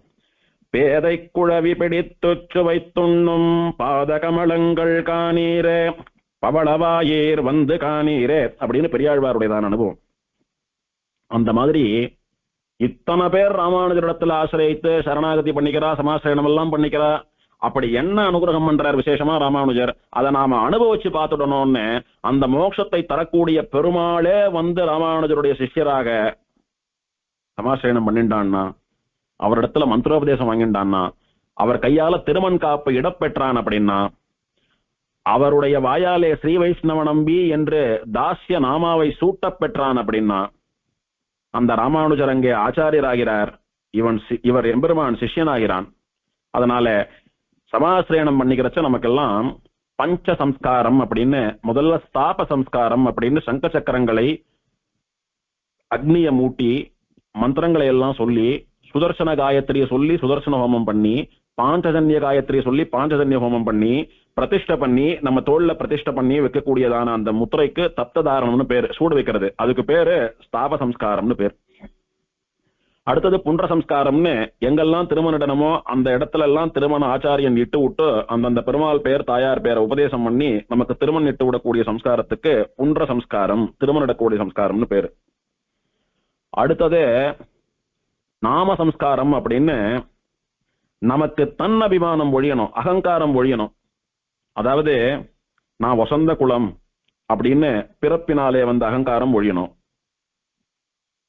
நான் இவருடைய பையன் அவருடைய பேரன் அப்படின்னு அந்த பரம்பரையினுடைய பேரை சொல்லி பெருமை தட்டிக்கிறோமே, மாறு தட்டிக்கிறோமே, அந்த அகங்காரம் ஒழியணும். நான் இந்த ஊரை சேர்ந்தவன் அந்த ஊரை சேர்ந்தவன் அப்படின்னு தன்னுடைய செல்வ வளம், உதாரணமா சில ஊரெல்லாம் சொன்னா பெரிய பணக்கார பூமி, இவெல்லாம் பெரிய ஜமீன்தார்கள் அப்படின்னு ஒரு அபிமானம் வரும். அந்த மாதிரி செல்வத்தை அறிவிக்கக்கூடிய ஊர் பற்று, அதை விடணும். இது வரைக்கும் ஏதோ ஒரு பேர் அம்மா அப்பா வச்சிருப்பான், அந்த பேர்ல இருந்துட்டு இருப்போம், அந்த பேர் தான் நானுன்னு சொல்லக்கூடிய பற்று ஒழியணும். ஏன்னா இது வரைக்கும் எப்படியோ இருந்தோம், இப்பதான் எப்படி இருக்கணுமோ அப்படி இருக்க போறோம். அதனால பெருமாளுக்கு அடியவர்களுக்கு தாசனாக நான் இருக்கிறேன்னு சொல்லக்கூடிய ஒரு பெயர், அதுக்கு தாஸ்யநாமான்னு பெயர். அந்த பெயரை சூட்டப்படுவதற்கு நாம சம்ஸ்காரம்னு பேரு. அதாவது இது இப்ப எப்படி மாறி போயிடுச்சுன்னா, சில பேர் பெருமாளுடைய பெயரை வைக்காம வேற ஏதேதோ வாய்க்கு வந்த பெயரெல்லாம் வச்சுக்கிறா. ஸ்டைலா வைக்கிறேன், ஃபேன்சியா வைக்கிறேன், அங்க பாக்குறேன், நெட்டை பாக்குறேன், இதை பாக்குறேன், அதை பாக்குறேன்னு ஏதோ ஒரு பேரை வச்சுக்கிறா. அதை ஆச்சாரியன் பார்க்கும்போது நாமெல்லாம் பேர் வச்சுக்கிறது எதுக்காக, அதுவும் பகவானுடைய பெயரை வச்சுக்கிறது எதுக்காக? பெருமாள் பெயரை சொல்லி கூப்பிடுறச்ச யாரெல்லாம் அந்த பேரை சொல்றாளோ அவளுடைய பாவங்கள்லாம் போறது, அவ நரகத்துக்கு போறது இல்ல. நாரணன் தம் அன்னை நரகம் புகழ்னு நாராயணனுடைய பேரை தன் குழந்தைக்கு வச்ச அம்மா நரகத்துக்கு போக மாட்டா, வைகுண்டம் தான் போவான்னு ஆழ்வார் சொல்றாரு. அதுக்காக தானே பேரை வைக்கிறது. அப்ப பெருமாள் பேரை வைக்க வேண்டாமா? ஆழ்வார் ஆச்சாரியர்களான பாகவதாலுடைய பேரை வைக்க வேண்டாமா? ஏதோ டஸ் புசுன்னு பேரை வச்சுக்க வேண்டியது, அது ஸ்டைலா இருக்கு ஃபேன்சியா இருக்குன்னு பெருமை வேற. அதுல அந்த மாதிரி இருக்கிறவ ஆச்சாரியனை போய் ஆசிரியக்கிறச்ச என்னடா குழந்தை பேர் அப்படின்னா ஏதோ எக்ஸ் ஒய்ன்னு ஒரு பேரை சொல்றது குழந்தை. சுவாமி பாக்குறார், என்ன இது பெருமாளிடத்துல போய் சேரணும்னு சமாசிரயணம் பண்ணிக்கிறதுக்காக வந்திருக்கிறவன் அவன் பேரை வச்சுக்காம ஏதோ பேரெல்லாம் வச்சுட்டு இருக்கானே அப்படின்னு பெரியாழ்வார் பரிகாசம் பண்றார். நம்பி பிம்பி என்று நாட்டு மானிடப் பேரிட்டழைத்த கால் நம்பும் பிம்பும் எல்லாம் 4 நாளில் அழுங்கிப்போம். இதுக்கு புரியுற மாதிரி வியாக்கியானம் சொல்லணும் அப்படின்னா டஸ் புசுன்னு பேர் வச்சுக்காதே, பெருமாள் பேரா வச்சுக்கோ. அந்த மாதிரி அர்த்தமில்லாத பேரை வச்சுட்டியானா வாழ்க்கை புசுன்னு போயிடும் அப்படின்னு தமாஷா சொல்லுவா. அந்த மாதிரி ஆச்சரியமா பெருமாளுடைய பேரை ஆழ்வாராச்சாரியர்களான பாகவதாலுடைய பேரை வச்சுக்கிறது தான் தாசியநாமான்னு சொல்லக்கூடிய சம்ஸ்காரம். இப்ப இவனை உன் பேர் என்னன்னு கேட்டா என்ன சொல்லுவான் பெருமாள்? திருக்குறுங்குடி நம்பி, சுந்தர பரிபூர்ண நம்பி, மலைமேல் நம்பி அப்படின்னு இத்தனை பெருமையான பேரெல்லாம் சொல்லுவான். திருக்குறுங்குடி நம்பின்னா என்ன அர்த்தம்? அந்த வாமன கஷேத்திரத்துக்கே அதிபதியான சுவாமி நான் அப்படின்னு அவன் எவ்வளோ பெரிய பணக்காரன், எவ்வளோ பெரிய சுவாமி, எவ்வளோ பெரிய ராஜான்னு சொல்லக்கூடிய அபிமானம் வரக்கூடிய பேர் அது. மோட்சத்துக்கு போகணும்னு நினைக்கக்கூடிய, அதுவும் ஆச்சாரியன் முன்னாலே கை கட்டி நிற்கக்கூடிய சிஷ்யன் அப்படி சொல்லலாமோ? அப்போ இருக்கிற இடத்த சொல்லி திருக்குறுங்குடிக்கே ராஜாவா இந்த பெருமாள், எப்பேற்பட்ட பெருமாள்ல அப்படின்னு இவனுடைய செல்வம் ஐஸ்வர்யத்தை வைத்து இவனை பெருசா நினைக்க கூடாது, அந்த அபிமானம் போனோம். அப்ப திருக்குறுங்குடி நம்பின்னு சொன்னா சரி வராது. சுந்தர பரிபூர்ண நம்பி அப்படின்னு இவன் தான் பேரழகன், அழகு நிறைந்தவன் சொன்னா அழகினாலே ஒரு அகங்காரம் துணிக்கும், அது வேண்டாம். சரி சுருக்கமா நம்பின்னு சொல்லிக்கலாம்னா குணபூர்ணன், எண்ணாட்டமா நல்லவா கிடையாதுன்னு இவனே சொல்லிக்கிற மாதிரி ஆயிடும், தன் குணங்களை வைத்து தற்பெருமை சொல்லிக் கொள்வது போல் ஆகும். அப்ப என்ன பண்றதுன்னா தன்னுடைய அகங்காரம் எல்லாம் நீங்கும்படியா தான் ஒரு அடிமை, அடியவன், ஆழ்வார்களுக்கும் ஆச்சாரியர்களுக்கும் பெருமாளுக்கும் பிராட்டிக்கும் பாகவதோத்தமர்கள் அனைவருக்கும் தான் அடிமையாக இருக்கக்கூடியவன் என்பதை வெளியிடக்கூடியதான விதத்திலே ஒரு தாசியநாமா அடிமைன்னு சொல்லக்கூடிய பேரை வச்சுக்கணும். அப்போ ஸ்ரீ வைஷ்ணவ நம்பி அப்படின்னு ஆச்சரியமா ஸ்ரீ வைஷ்ணவர்களாலே கொண்டாடப்படக்கூடிய நம்பி, ஸ்ரீ வைஷ்ணவன் ஆன நம்பின்றது இன்னும் முக்கியம். ஏன்னா யாரு ஸ்ரீ வைஷ்ணவன் அப்படின்னா எவன் ஒருத்தன் பஞ்சசம்ஸ்காரம்னு சொல்லக்கூடியதான அந்த சம்ஸ்காரம் கைவரப்பட்டவனாக இருக்கிறானோ அவன் தான் ஸ்ரீ வைஷ்ணவன் அப்படின்னு சொல்றது. என்னதான் ஸ்ரீ வைஷ்ணவ குடும்பத்திலேயே நாம பிறந்து வளர்ந்தாலும் எப்ப நம்மளுடைய ஸ்ரீ வைஷ்ணவத்துவம் பூர்த்தி ஆறுதுன்னா என்னைக்கு பஞ்சசம்ஸ்காரம் பண்ணிக்கிறோமோ அன்னைக்குதான் வைஷ்ணவால் ஆறோம்னு சொல்றது உண்டு. நிறைய பேர் பார்த்திருப்பீங்க, சமாசிரயணம் பண்ணி வைக்கிற ஆச்சாரியன் கொஞ்சம் சிஷ்யா ஏற்கனவே முன்ன பின்ன பழக்கமா இருந்து கொஞ்சம் க்ளோஸா இருக்கிறவாளா இருந்தா சிரிச்செண்டே சாதிப்பார், என்னடா வைஷ்ணவன் ஆயிட்டேன் இன்னைக்கு அப்படின்னு. அப்ப சுவாமி அவர் பிறந்ததே வைஷ்ணவ குடும்பத்திலே ஐயங்காராத்துலதான் பிறந்திருக்கார், அவர் இது வரைக்கும் வைஷ்ணவனா இல்லையான்னா அப்பதான் வைஷ்ணவத்துவ பூர்த்தி ஏற்படுகிறது. இவன் என்னதான் பெருமாளா இருந்து ஆதி காலத்துல இருந்தே சங்கு சக்கரத்தை புடிச்சுட்டு இருந்தாலும் கூட அக்னியிலே மந்திர சம்ஸ்காரமாக ஓமம் பண்ணப்பட்டு ஆச்சாரியனுடைய கையாலே வாங்கி தோல்ல இவன் பொறிச்சுக்கலையோன்னும், அதனால இவனுக்கு பஞ்சசம்ஸ்காரம்னு சொல்லக்கூடிய ஸ்தாப சம்ஸ்காரம் சங்கு சக்கர முத்திரையை தைத்துக் கொள்ளுதல் நடக்கலையோன்னும், அப்ப ஸ்ரீ வைஷ்ணவன் சொல்லக்கூடியதான சம்ஸ்காரம் இவனுக்கு ஏற்படலையோன்னும், அந்த சம்ஸ்காரம் இப்போது ஏற்பட்டு விட்டபடியினாலே அவன் ஸ்ரீ வைஷ்ணவ நம்பியாகிறான். இது வரைக்கும் நம்பியா இருந்தவன் இப்ப ஸ்ரீ வைஷ்ணவ நம்பி. அதனாலே சம்பிரதாயத்திலே அடியவர்கள் எல்லோரும் இத்தனை பேர் இருந்தாலும் உகந்து கொண்டாடக்கூடிய பெயர் அப்படின்னா ஸ்ரீ வைஷ்ணவ நம்பின்னு சொல்லக்கூடிய திருநாமம் தான். ஆச்சரியமா இந்த எம்பெருமானை 10 பாட்டுகளால மங்களாசாசனம் பண்ண நம்மாழ்வார் கடைசியில சாதிக்கிறார், திருக்குறுங்குடி அதன் மேல் இவை 10 அரிய கற்று வல்லார் வைட்டனவர் ஆழ்கடல் ஞாலத்துள்ளே. இந்த 10 பாசுரங்கள், இந்த திருவாய்மொழி, இத கத்துண்டவாதான் ஸ்ரீ வைஷ்ணவர்கள் இந்த உலகத்திலே, அவளுக்கு தான் வைஷ்ணவ பூர்த்தி ஏற்படும்னு சொன்னார். அந்த மாதிரி இதுவரைக்கும் நம்பியா இருந்தவன் இப்போது ஆச்சாரியனுடைய சம்பந்தத்தினாலே ஸ்ரீ வைஷ்ணவ பூர்த்தின்னு சொல்லக்கூடியதான பஞ்சசம்ஸ்காரத்தை பண்ணிக்கொண்டு ஸ்ரீ வைஷ்ணவ நம்பியானான். ஏற்கனவே பூர்ணமாக இருந்தவன் இப்போது பரிபூர்ணமாக ஆனான் அப்படின்ற சம்பிரதாயத்தினாலே இந்த பேரை தான் ரொம்ப விசேஷமா கொண்டாடுவான் நம்மளுடைய பெரியவர்கள்லாம். இப்படி ஆச்சரியமான உற்சவர். தாயார் பார்த்துட்டோம், குறுங்குடி வள்ளி சுந்தரவள்ளின்னு 2 தனி கோயில் நாச்சியார். 2 தாயாரும் ஒரே மாதிரி இருப்பா, வித்தியாசம் கண்டுபிடிக்கிறது ரொம்ப கஷ்டம். கொஞ்சம் தள்ளி தள்ளி இருக்கிறதுனால இந்த பக்கம் இருக்கிறவா இந்த தாயார், அந்த பக்கம் இருக்கிறவா அந்த தாயார்னு புரிஞ்சுக்கலாமே ஒழிய 2 பேரும் ஒன்னா இருந்தான்னா வித்தியாசமே தெரியாது. விமானம் பஞ்சகிரக விமானம்னு பேரு, அதாவது 5 விமானங்கள் இந்த எம்பெருமானுக்கு. பெருமாள் 5 பேரா இருக்கிறபடினால விமானம் 5 இருக்கோ இல்லையோ, அதனால பஞ்சகிரக விமானம், பஞ்சகேதக விமானம் அப்படின்னு பேரு. 5 நிலைகளாக 5 இடங்களாக இருக்கக்கூடிய விமானம்னு பேரு. அல்லது கேதகம் அப்படின்னா நிறைய பேரை ஒரு இடத்துல சேர்க்கறது, மனுஷாலை எல்லாம் அசம்பிள் பண்றது, கேதர் பண்றதுன்னு அர்த்தம். இந்த எம்பெருமான் தன்னுடைய அழகை காட்டி வசீகரித்து எங்க இருக்கக்கூடிய நிறைய பக்தர்களையும் ஒரு இடத்துல சேர்க்கக்கூடிய விமானமானபடியினாலே, 5 விமானங்களானபடியினாலே பஞ்ச கேதக விமானம். தீர்த்தம் சிந்து நதின்னு சொல்லக்கூடிய நதி, தமிழ்ல சிலம்பாறுன்னு பேரு. பெருமாள் திருவிக்கிரமாவதாரம் எடுத்த உலகத்தை அளந்த போது, சத்தியலோகத்துக்கு எம்பெருமானுடைய வலது திருவடி சென்ற போது, அங்க இருக்கக்கூடிய ஆவரண ஜலத்தை எடுத்து பிரம்மா எம்பெருமானுடைய திருவடிக்கு திருமஞ்சனம் பண்ணான். அந்த ஸ்ரீபாத தீர்த்தம் தான் கங்கையா வந்தது. பகவானுடைய ஸ்ரீபாத தீர்த்தத்தை யாரும் மெரிச்சிடக்கூடாது, அந்த பவித்திரமான தீர்த்தத்தை தான் தாங்கி தான் மங்களமானவனாக ஆக வேண்டும் என்று ருத்ரன் அதை தலையிலே தரித்தான். அதனாலேதான் கங்கை போய் ருத்ரனுடைய தலையிலே இருந்தால். பெருமாளுடைய ஸ்ரீபாத தீர்த்தத்தை தலையிலே ஏந்தியவன் என்பதினாலே சிவன் மங்களமானவன்ற பேர் அப்பதான் வந்தது அவனுக்கு. அவனுக்கு என்ன பேருன்னா ரோதயதீதி ருத்ரஹா, அதாவது ரோதயத்தின்னா அழறான் அப்படின்னு அர்த்தம். பிரம்மா ருத்ரனை படைச்ச போது கைய கால உதச்சுண்டு இப்ப குழந்தைகள்லாம் அழறாப்புல அழுதானாம். அதனால அழறவன் அழுதவன் அப்படின்ற பேரை வச்சுட்டார். ரோதயதி இதி ருத்ரஹா, ருத்ரன் அப்படின்னா அழுதவன் அழறவன் அர்த்தம்னு வச்சுட்டார் பேரை பிரம்மா. அப்ப அதான குழந்தைக்கு பேர் வைக்கணும், ருத்ரன் பேர் வச்சுட்டார். எப்ப அவன் சிவன் ஆனான் அப்படின்னா, சிவன் அப்படின்னா மங்களமானவன் அர்த்தம். புருஷ சூக்தத்துல கூட பெருமாளை சொல்றச்ச சிவம் அச்சுதம்னு சொல்றோம். பெருமாளை ஏன் சிவம்னு சொல்றோம்னா, இந்த சிவன் இல்ல, சிவம் அப்படின்னா மங்களம்னு அர்த்தம். அவனுக்கே சிவன்ற பேர் எப்படி வந்தது? பகவானுடைய ஸ்ரீபாத தீர்த்தத்தை தலையிலே தெளித்து கொண்ட பிறகு அவனுடைய தோஷங்கள் எல்லாம் நீங்கி அவன் மங்களமானவனாக ஆனானபடியினாலே அன்னையிலிருந்துதான் அவனுக்கு சிவன்ற பெயரே வந்தது. அது பகவானுடைய திருவடி அலம்பின தீர்த்தம். பெருமாள் திருவடியில சிலம்பு அணிந்து கொண்டிருப்பார். ஸ்திரீகள்லாம் கொலுசு போட்டுக்கிறாப்புல. அந்த காலத்துல புருஷா, குறிப்பா ராஜாக்கள், சத்திரியா இவாள்லாம் சிலம்பு அல்லது கழல் அல்லது தண்டை அப்படின்னு ஒண்ணு போட்டுருப்பா. அத சில பேர் 2 காலுக்கும் போட்டுப்பா, சில பேர் வலது காலுக்கு மட்டும் போட்டுப்பா. பெருமாள் அந்த மாதிரி அவனுடைய திருவடியிலே அலைந்து கொண்டிருக்கக்கூடிய சிலம்புன்னு சொல்லக்கூடிய அந்த தண்டை, அந்த கழல், அந்த ஆபரணம் இருக்கு பாருங்க, புருஷாளுடைய கொலுசாட்டமா இருக்கக்கூடிய ஆபரணம், அது மேலையும் தீர்த்தம் படுமோ இல்லையோ பாது தலம்புறச்ச, அந்த சிலம்பு மேல பட்ட ஜலம் கீழே தெரிக்கிறது. அது திருமாலிருஞ்சோலை மலைன்னு சொல்லக்கூடிய அழகர் மலை என்ன, அதே மாதிரி செண்பகத்தோப்புன்னு சிவல்லிபுத்தூருக்கு பக்கத்துல இருக்கக்கூடியதான ஒரு க்ஷேத்திரம், அந்த மலை என்ன, செண்பகத்தோப்பு மலை என்ன, அதே மாதிரி இந்த திருக்குறுங்குடி மலை என்ன, இப்படி பல மலை மேல அந்த சிலம்புல இருந்து வந்த ஜலம் பட்டுது. பெருமாள் சிலம்பிலிருந்து உதிர்ந்த ஆறு சிலம்பாறு. நூபுரம்னா சிலம்புக்கு சம்ஸ்கிருதத்துல பேரு. பெருமாளுடைய ஸ்ரீபாத தீர்த்தம் கங்கை. பெருமாளுடைய பாதம் மட்டும் இல்லாமல் பெருமாளுடைய நூபுரம்னு சொல்லக்கூடிய சிலம்பிலிருந்து வந்த கங்கைக்கு நூபுர கங்கைன்னு பேரு. பிரதானமா நூபுர கங்கைன்னு சொன்னா எல்லோருக்கும் ஞாபகம் வரக்கூடியது திருமாலிருஞ்சோலை மலை தான். அந்த மலைக்கு, அந்த தீர்த்தத்துக்கு தமிழ்ல சிலம்பாறுன்னு பேரு. அந்த சிலம்பாருக்கு சிந்து நதின்னு ஒரு பேரு. பெருமாளுடைய சிலம்பிலிருந்து சிந்திய நதி சிந்து நதி. பெருமாளுடைய சிலம்பிலிருந்து வந்த ஜலம் சிலம்பாறு. சிலம்புன்னு சொன்னா சதங்கை அப்படின்னு சொல்றவாலும் உண்டு. தமிழ்ல சதங்கைன்னு பேரு சிலம்புக்கு. அதுல இருந்து வந்த ஜலம் இது. இங்க எம்பெருமான் நம்பியாக இருக்கிறபடியினாலே அந்த நம்பியினுடைய ஆறு, நம்பி இறங்கி தீர்த்தவாரி கண்டருளக்கூடிய ஆறு நம்பியாறுன்னு பேரு.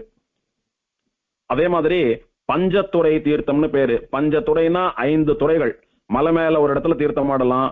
அதே மாதிரி நிருசிம்மன் சன்னதி பக்கத்துல ஒரு இடத்துல தீர்த்தம் ஆடலாம். பெருமாள் தீர்த்தவாரி கண்டருள்ற இடத்துல ஒரு இடத்துல தீர்த்தம் ஆடலாம். திருப்பார்கடல்ல ஒரு இடத்துல தீர்த்தம் ஆடலாம். திருப்பரிவட்ட பாறைன்னு ராமானுஜர் அனுஷ்டானம் பண்ண இடம் ஒண்ணு இருக்கு, அங்க தீர்த்தம் ஆடலாம். இப்படி 5 துறைகள்ல இறங்கி தீர்த்தம் ஆடும்படியா இருக்கிறபடினாலே பஞ்சத்துறை தீர்த்தம், 5 துறைகளை கொண்ட தீர்த்தம்னு. ஒரே தீர்த்தம் தான், துறைகளை வைத்து 5 பேர். இப்படி அஞ்சன புஷ்கரிணி அப்படின்னு இத்தனை விதமான திருநாமங்கள் இந்த நம்பியாற்றுக்கு உண்டு. ஆனா பிரதானமா எல்லோரும் சொல்லக்கூடிய ஒரு திருநாமம் பெருமாள் நம்பியானபடியினாலே நம்பியாறு அப்படின்னா தான் எல்லோருக்கும் பிரசித்தமா தெரியும். இந்த நம்பியாத்துல இறங்கி தீர்த்தமாடிட்டு தான் பெருமாளை சேவிக்க போனோம். அப்படி ஆச்சரியமா பெருமாளுடைய ஸ்ரீபாத தீர்த்தமா இருக்கக்கூடியது இந்த நம்பியாறு. பெருமாள் யாருக்கெல்லாம் பிரத்யட்சமா சேவை சாதித்தான் அப்படின்னா, பக்கம் நின்றான் அப்படின்னு சிவனுக்கு பேருங்க. சிவனுக்கு பெருமாள் பிரத்யட்சம். எதுக்கு சிவனுக்கு பெருமாள் பிரத்யட்சம் அப்படின்னு ஸ்தலபுராணத்துல தெரியும். இங்கே உற்சவங்கள் நடக்கிறது, திருவாராதனை நடக்கிறதெல்லாம் வைகானச ஆகமத்தின்படி நடக்கிறது. வைகானச அர்ச்சக சுவாமிகள் தான் இங்க கைங்கரியம் பண்ணிட்டு இருக்கா பெருமாளுக்கு.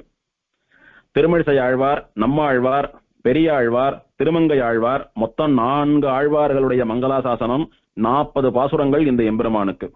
4 ஆழ்வார்களாலே மங்களாசாசனம் பண்ணப்பட்ட திவ்யதேசம், 40 பாசுரங்களை உடையதான திவ்யதேசம். இதோட இந்த உபன்யாச அடியன் முடிச்சுக்கிறேன். மீதியை அடுத்த உபன்யாசத்துல பார்க்கலாம். நம்பியை தென் குறுங்குடி நின்ற அச்செம்பொனே திகழும் திருமூர்த்தியை உம்பர்வானவர் ஆதியம் சோதியை எம்பிரானை என் சொல்லி மறப்பனோ.